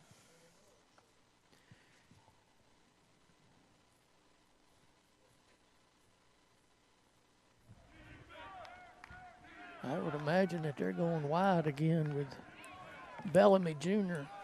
Oh, no, they're going to throw the ball. Johnson's going to roll, and it's going to be caught. And this will be first down at the 15-yard line. Catch there by number 8, Roddy Moreno, out of Lyndhurst High School in New Jersey. And they're officially now in the You know, Ebony and my auntie to be beefing, so. Chili's at North Point, red Ebony zone. ain't control this shit trash. You already know what it is. And it's a handoff, fake the handoff by Johnson, and he's going to be trapped right around the 20-yard line. Tackle there. We're going to get a number here. 14 there is Bray Williamson from Montgomery County in Georgia. Number 9 and 14. Number 90 we don't have on our roster if it was a number 90. Yeah, there's down number 90 on our roster for Team Swag. Some of these numbers have changed. Yeah, let me keep that call in you mind. back because I can hear everything I'm saying. So, All right. Johnson drops back, throws, and nice that's going to be throw. caught at the 9-yard line. Incomplete. Actually, I'm going to say that's incomplete. That was number 7 from Team Drip, the captain. Kenyon Skelton, their intended receiver, 6'4", 280, out of William H. Taft High School in Texas. Really nice throw that time. Good route, just didn't complete the play. Third down and 5. Johnson drops back to pass, throws another screen. Is knocked down this time by Swag's defense. We'll get you a number very shortly here, but excellent job there by the defense to get your hands up and knock the pass down. Joey just told. Yeah, that was a really good play because that play was set up perfectly again, and the defense makes a good play to knock that ball down. That may have been another touchdown. Yeah. So it looks like they're going to call a timeout. That's Team Swag, Team Drip. And just for that, we're going to go and have a little moment to kind of recap what day 1 and day 2 looked like. Sit back and enjoy.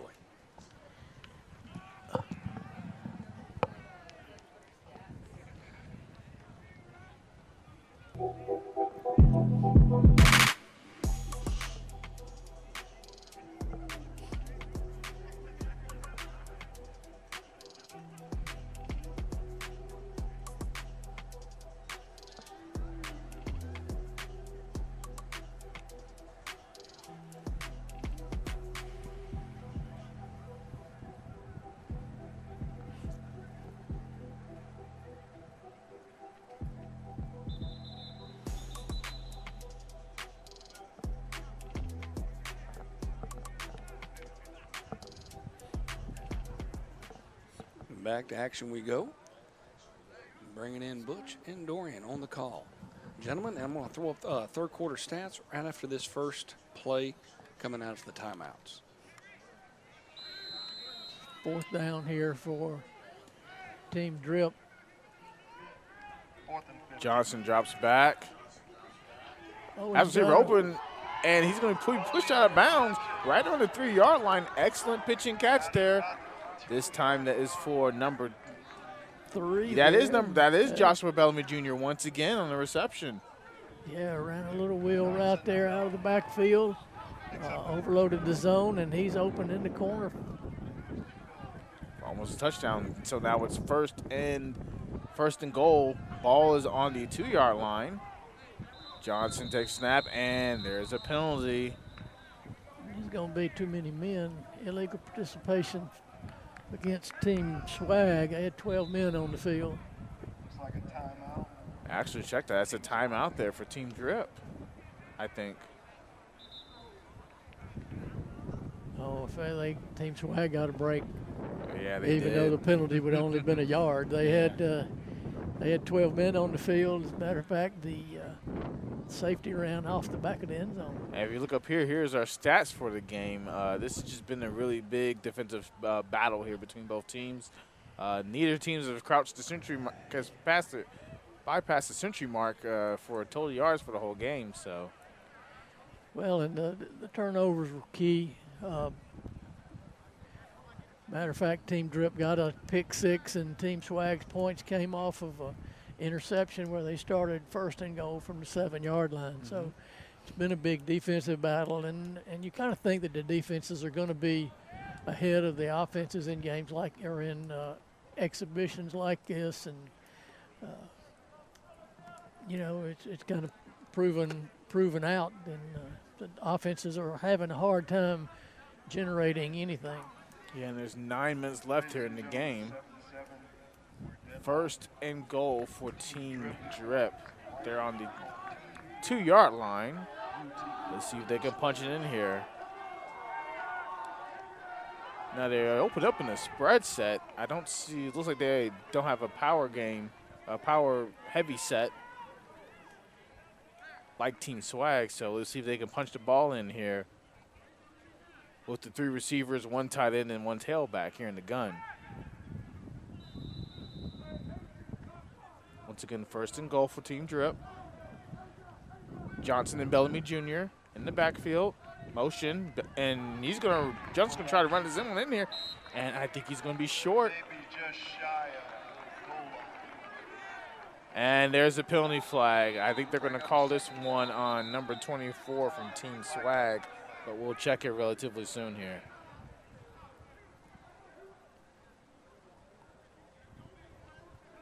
Playing on Team Swag, it's not the end of the world. They probably gain a yard. Yeah. It'll restart, pretty much restart first down again, so it's not the end of the world if they do call that. Oh, they're actually going to call it on Team Drip and Team Swag, so the penalties do offset. We're going to replay the down, still first down. Ball is on the 1 yard. Oh, yep, still on the 1. I think they call those dead ball fouls, so this is actually second down. Yep.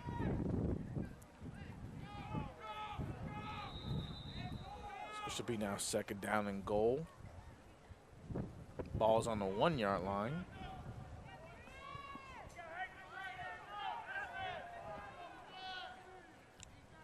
Johnson takes a snap, hands off to Bellamy Jr., and he is almost wrapped up at the back.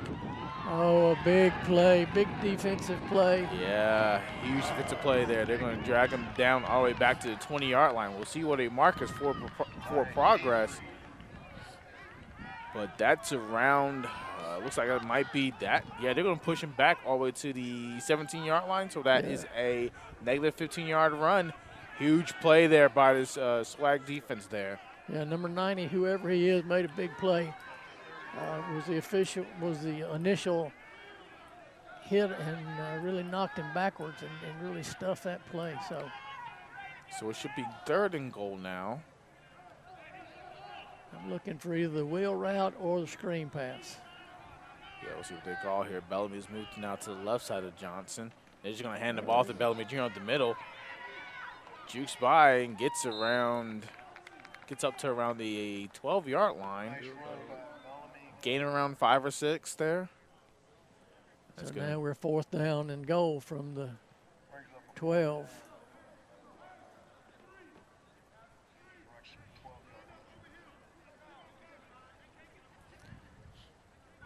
Big play in this game right here. Both teams, especially with we're probably somewhere around 7 minutes in the game. Mm-hmm. So really big. Johnson drops back, looks. Now he's going to scramble to his left. Might have some space on the left side of the field. Touchdown. And touchdown. Team Swag.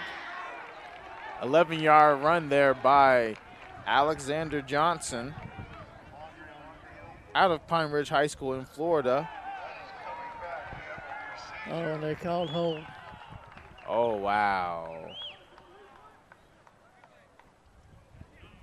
And the coach is going to throw a challenge there. Throws out the orange flag. And it looks like he's going to call a challenge to the holding penalty there? Yeah, I don't think you can challenge that.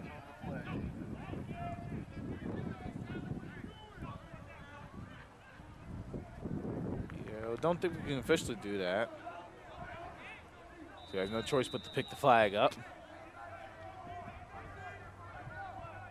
And now it's back to... I don't know what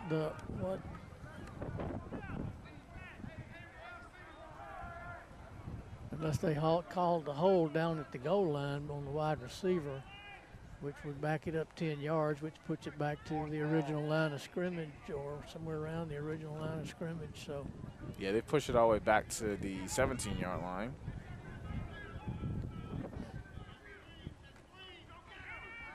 Johnson now is going to be sacked, this time back all the way at the 28-yard line.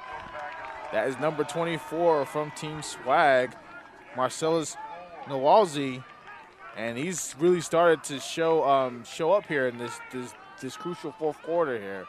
yeah, really good pressure, really good stop by Team Swag, and so 7:07 left in the game. A big stop, you get the ball back. Now, can you sustain a drive and move down the field? Yeah, you at least want to get some time off the clock and get it inside of on Team Drip's side of the field. That's the least you want to do. But touchdown, any extra points, that's always. Yeah, Team Drips showed a little offense there, which was kind of the first sign of offense we've seen all day. Looks like that is 7 back in his quarterback. That's Taylor Crane with Garcia's back. He rolls, has the receiver open. That's caught at the 40. And he's going to push forward to the 44-yard line. Nice pitch and catch there. Catch there by number 3, DJ Avery. And that's going to be a first down for Team Swag. The defensive back turned his head and watched the quarterback and lost sight of the receiver. Quit dropping into his zone and thought the quarterback was going to run. He was going to come make a play, and instead he gives up a big play. So nice play for Team Swag. Crane back in the pistol. And fumbles a snap, and Team Drip saying they have the ball, and they have the ball. Costly penalty there for costly turnover there. And I think they're going to say number 92 from Team Drip, Lucas Falau, with the fumble recovery. And they're going to have the ball on Team Swag's 40, right around their 40-yard line. And around 6 minutes left here in the game. Well, you've just put your defense back on the field after they had a really good goal line stand. You may see a little more offense right here because the defense is sitting back on their heels and a little tired. Thompson's back in that quarterback now. Hands the ball off up the middle. Nice juke. And he's going to gain around 5-6 yards on that carry. That is number 8, Roddy Moreno, on the carry. They're officially going to give him a 40-yard carry there. 2nd down and 6. Thompson's in the gun, hands off to Marino once again. And he's maybe going to gain a yard or two there. Stopped there by number 94 from Team Swag. Don't have a name from him, unfortunately. 3rd down and 5. Another big down. Of course, certainly this is 4-down territory. Oh, yeah. Or I would guess this is 4-down territory. Yeah, because you have around 5 minutes left here in the game. And another timeout's going to be called.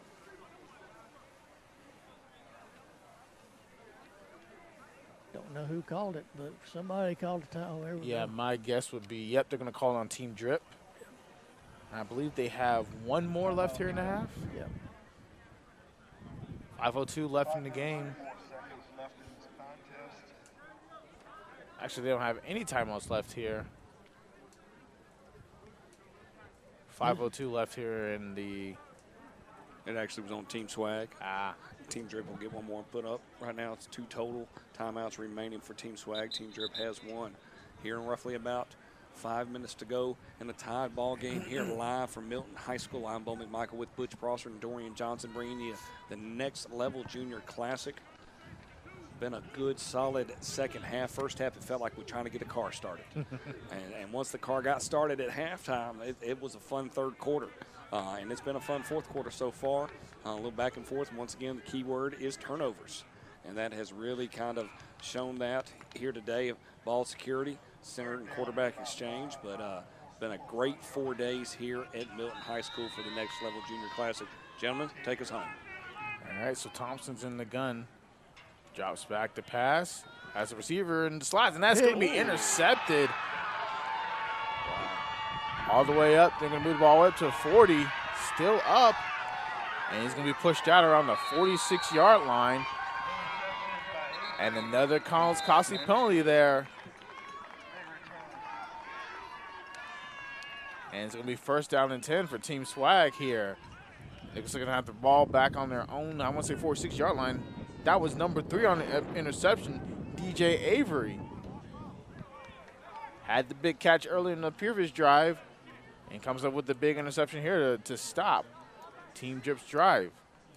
Say that 7 times, man. Give it a shot.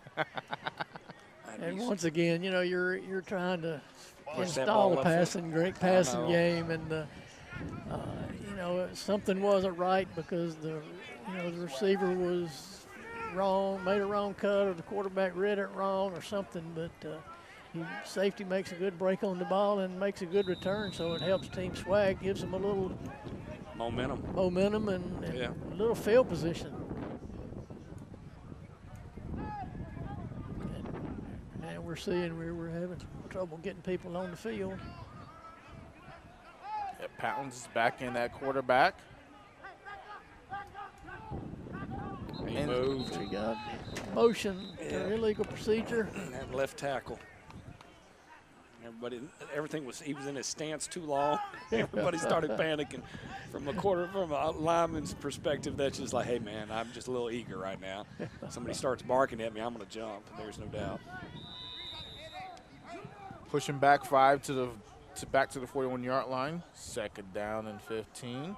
Pounds is now back in at quarterback for Team Swag.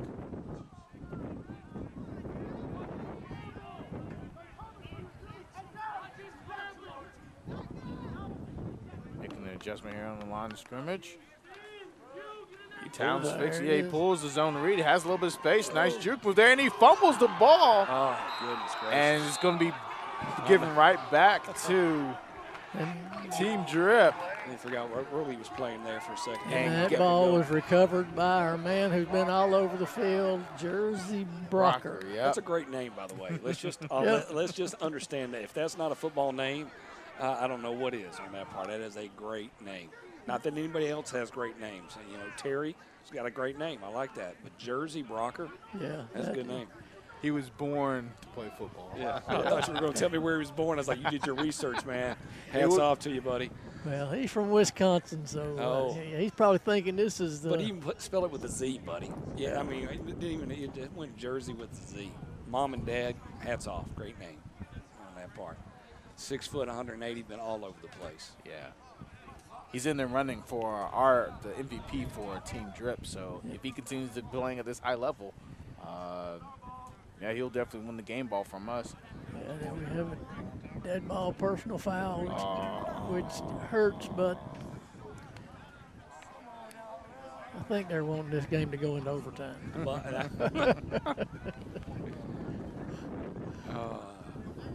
And then I get this text when this goes overtime. Hey, do we get paid extra because it's an overtime? Signed unknown person. I'm like, Butch, I know it's from you, buddy. I didn't send that text. Buddy, I know. The Sharks in it. Man, the high school responses that you give me sometimes, like, hey, it's raining. I have to hear. I'm sitting next to the band. Is there type of any extra additional pay that I can have? So, yeah, well, when you had to sit by the band and they play the whole game, it's not a fun thing. No, it's not. The good thing, though, I had your headphones that night, so it was good. I just saw the back of your head most of the time, so that's good. So it's now 1st and 10. Thompson's gonna have the Thompson and the drip off is gonna have the ball on the back of their own 4-yard line. Goes a short pass out to the flats. Truck there by I think it's Moreno on the reception, and he's going to get a 1st down there off that. I would say around 13-yard catch. Yeah, on the 1st down. Awesome Alpharetta 1st down, number 8 with the catch. Nice play. Get it to the outside. Thompson back in the gun. And they're going to hand off to Bellamy Jr. this time. Right up the middle. He's going to push forward. He was sneaking forward, man. He was sneaking. He was finding holes. He was looking, being that 5'6", you know, he's going to find a hole no matter what, under some gentleman's leg, maybe an armpit. He's getting through there, hands down. You can tell him sneaking on that part. I'm glad they didn't try to put him out to the outside. So they're going to do a quick screen, and that was knocked down by number 24, who's really had a huge impact here in this 4th quarter from Team Swag. Marcellus Wowzo. Buddy, that's why you're doing your job, and I'm over here. I'd have left it with that number, man. I appreciate you trying. I just wish we had the phonetics. See, I don't know the phonetics of the names here. See, I even can't even say phonetics. I would be in trouble on that. My name's Bo for a reason, okay? Really good play by the defensive end. How about that? And now we're 3rd down, or 2nd down, I'm sorry. No, it's third and 7. You get it. Oh, another once pick. again, great intercepted. Once at again. the highest point right there. And this may go. Hey, it's going to get great open field tackle, too. Great. Looks like that was number 3 once again. Back-to-back interceptions here. That's DJ Avery. Huge return. And now they're going to have the ball right at the 25-yard line with around 3 minutes left in the game. Plenty of time. Really good play by the safety on that, but makes a great break on the ball, gets it at its highest point, and then a good return. Now, can they generate any offense? Hold on to the ball. Yeah, that would be good. No, get some duct tape out there. We're not dropping this ball right now. They've gone into their power set. Yeah, that's Bryant back in his quarterback. Oh, good run that time. And just like that, ladies and gentlemen, we have entered the Chili's red zone. I want my baby back, baby back, baby back. Sounds really good right about now. I know, man. I appreciate you. 1st down for Team Swag. He's going to run that power set back once again. Why not? It's been working this whole game. And they're going to gain a few yards there. Once again, that is number 21, Khalil Towns, on the carry.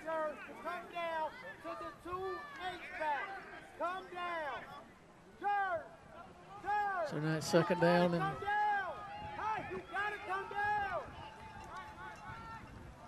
you hear the instructions from the coach over here.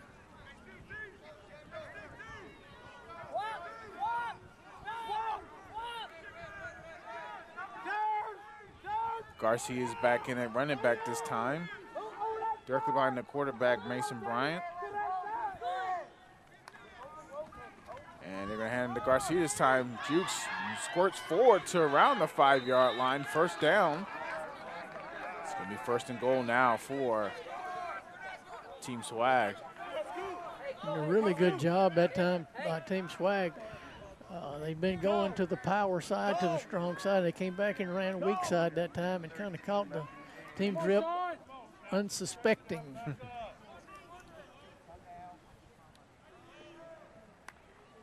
And off stretch to Garcia once again. This time he's tackled in the backfield.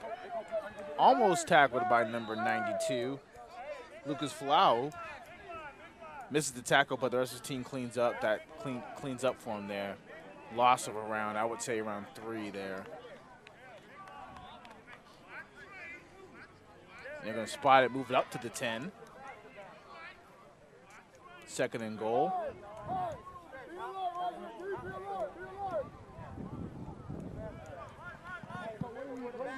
See the coach signaling in the signals, the defensive signals for team drip.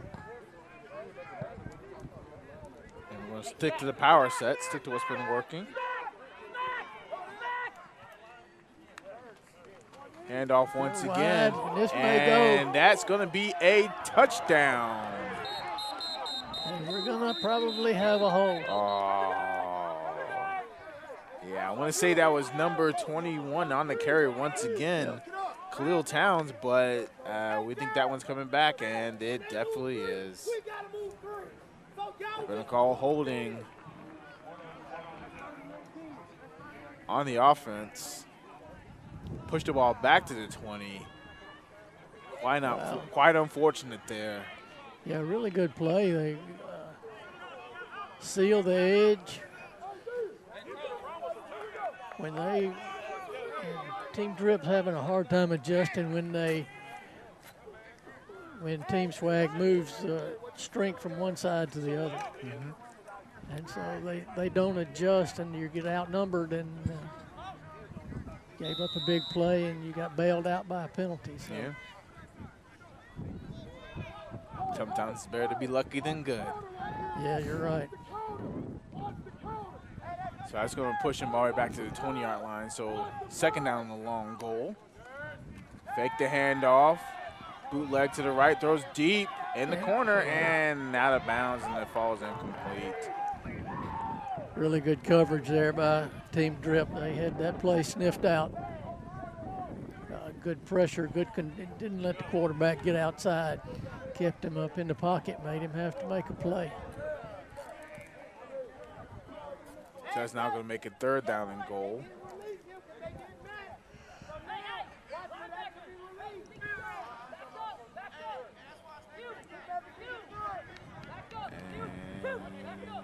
And looks like they're going to kick the field goal here. It's Kevin Shepard. Wow. Coming in for the 37-yard field goal. 37-yard field goal.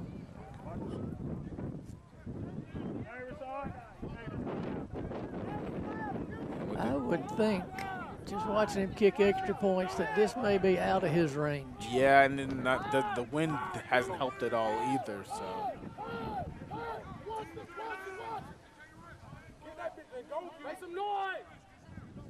Snap, hold. Kick is up, and it's no good, but they're not going to return it because, once again, all special teams are not live. And now it's going to be first down. I knew he wasn't going to make that. And 10. Big defensive series by the Team Drip. And yeah, it looks like it was another costly penalty, though, off that touchdown run. Yeah, both teams have had big penalties in the Chili's red zone that have had touchdowns called back. So.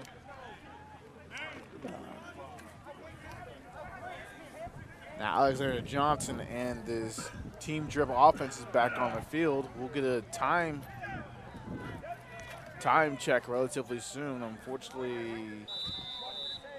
Yeah, this is late in the game here. Your screen pass. Oh, they're going. Oh, big defensive play there. A sack there by Team Swag. And it's number 90, who we don't have, who's really made some plays. Yeah.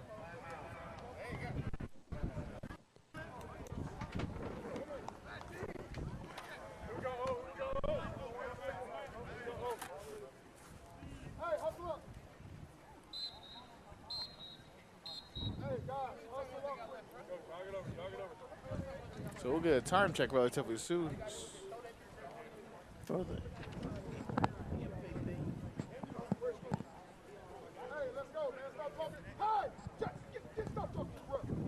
We'll get a time check here relatively soon here. Once again, it's tied 7-7 here.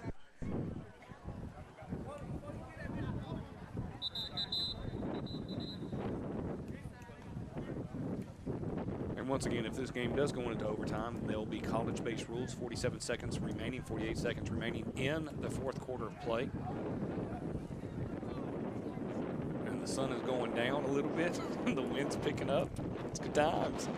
That means it's also going to start to get a little bit cold. It's supposed to be cold tomorrow. We're supposed to be the high 42, the low 24. So it's going to be a little chilly day tomorrow. Good day to go for a run. Good day to go to Chili's. You might as well just jump in your ice bath and you'll be okay. Well, there are rules for that. You know, I did that and didn't check the temperature, and I got into 18 degrees of water.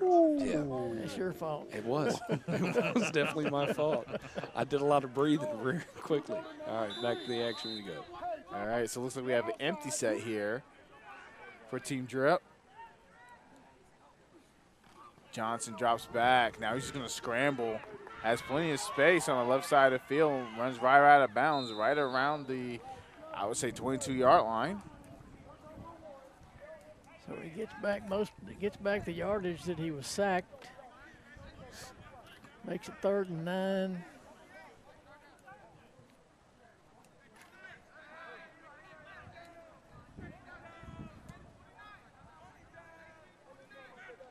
And 3rd down here.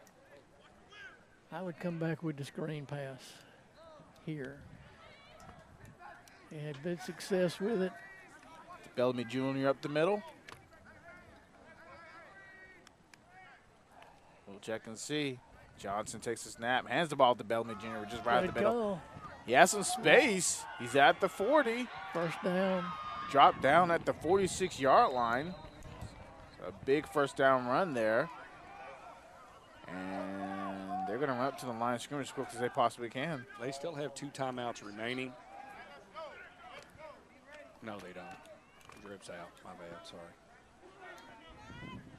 Johnson hands the ball to Bellamy Jr. once again, and this time he's unable to escape the defenders in the backfield. Tackled at the 45-yard line.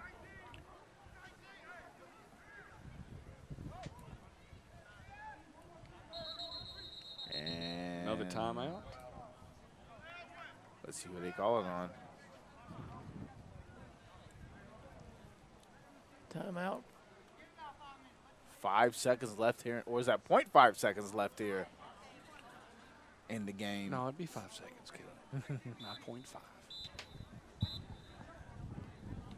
Sorry, I read the numbers a little I know, wrong. but you got excited 0.5. I'm like, hit 0.5. I don't even think we can breathe on that one.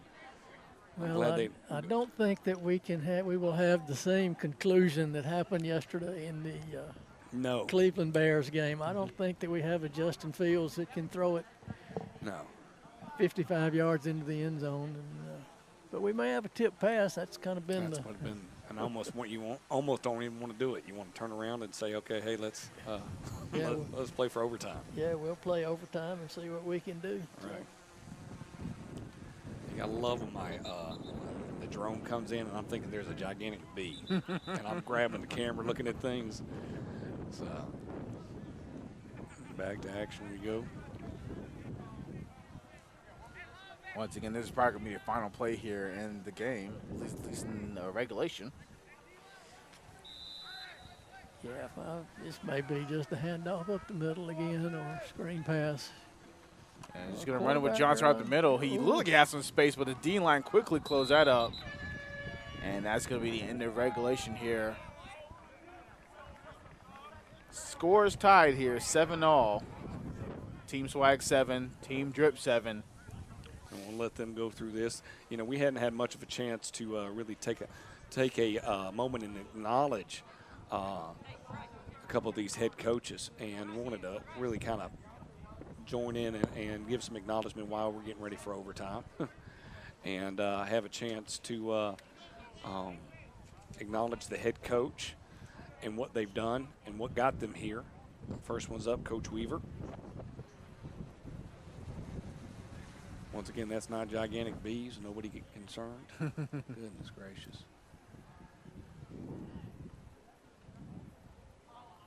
Yeah, I remember being there at there are around 3 or 4 coaches that have links directly with Carson Newman. So we do have the fourth quarter stats. We'll be betting each other's paychecks on this one. Once again, Coach Connor. They went over the rules and got everything situated.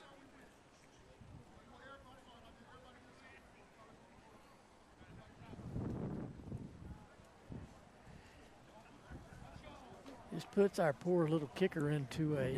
Here we go. Each team into gets a one possession. If nobody scores, it's a draw.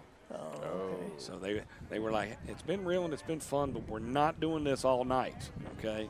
The 2 scores have come off of defensive turnovers on this part. So here's our fourth quarter into the game stats.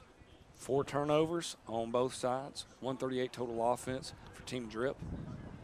Passing yards and rushing yards. We did miss 2 plays. It could be a difference in that one, but the bottom line is it's definitely been, to be 7-7, the turnovers have played into this. Once again, each team gets 1 possession. Starts on the 25. You can get a first down. And away we go. So it's like Team Drip's going to get the ball first here on the 25-yard line.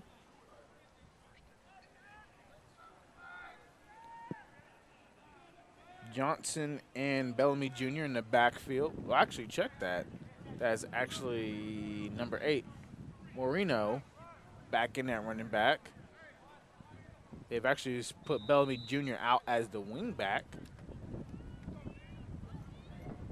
Johnson takes the snap, hands off to Moreno, and he is stopped right at the line of scrimmage and pushed back.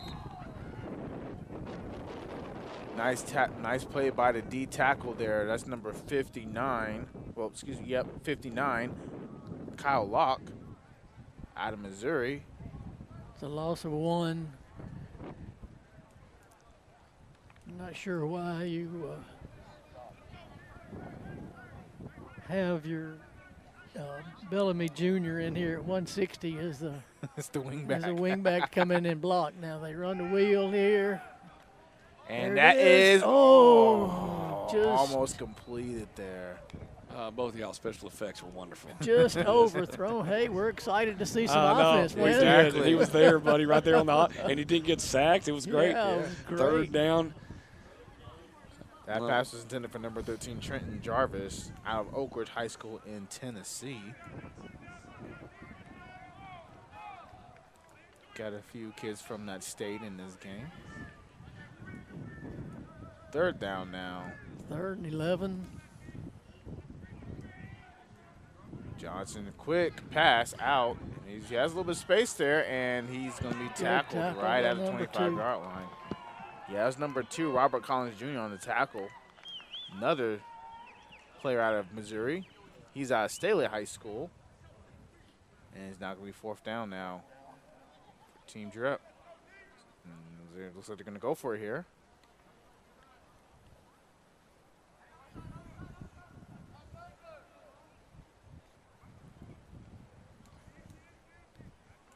Yeah, this will be an interesting call here. You got a receiver at the bottom of the screen. Maybe just throw it up to him. See if he can win one-on-one. And Johnson drops back, feels pressure, throws it up, and that's going to be intercepted. Once again, that's number 3, DJ Henry. That'll be the question. He may return it for a touchdown, and this is going to be the ball game. Yep. If he can get a block here. He's got to run it. Don't stop. Don't stop. Don't stop.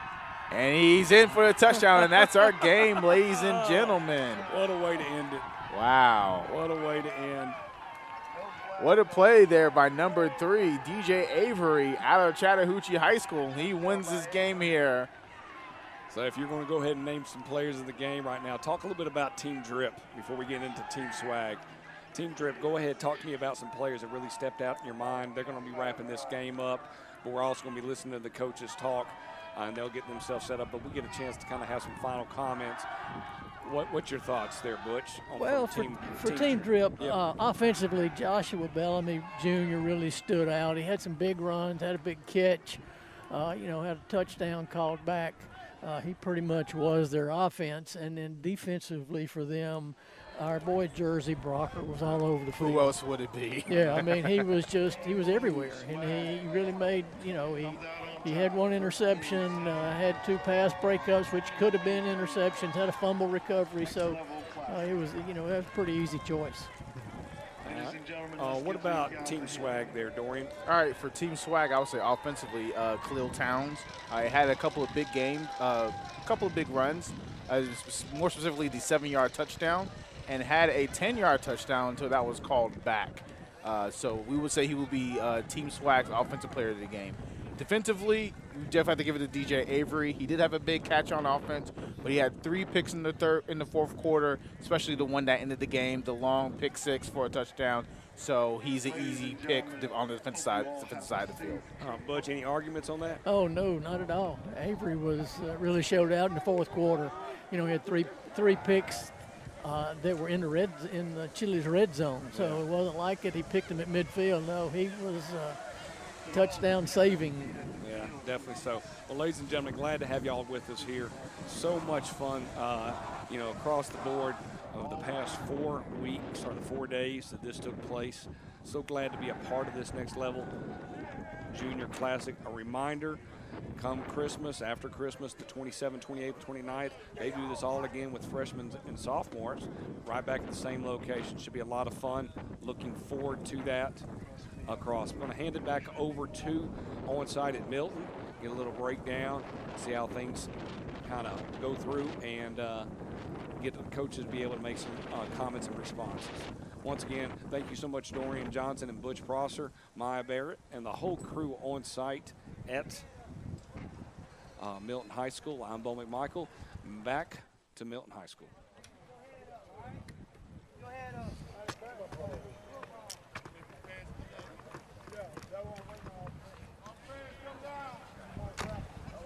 Ladies and gentlemen, thank you also for your behavior for this year. You set a great example.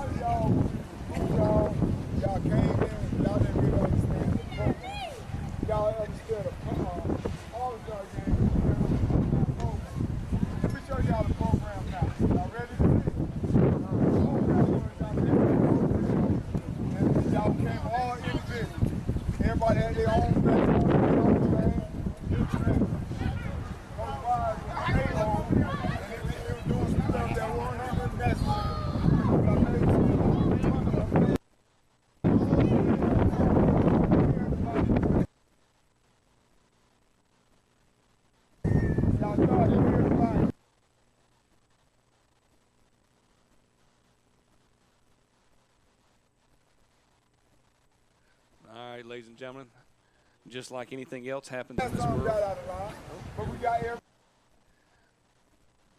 we're not going to deal with the frustration of things going on and offline right now. So we'll say, hey, thank you so much for being a part of Team Swag and Team Drip. The wind and the weather was wonderful to be able to deal with that consistently. The wind and the weather always plays into it, especially when you get football in December.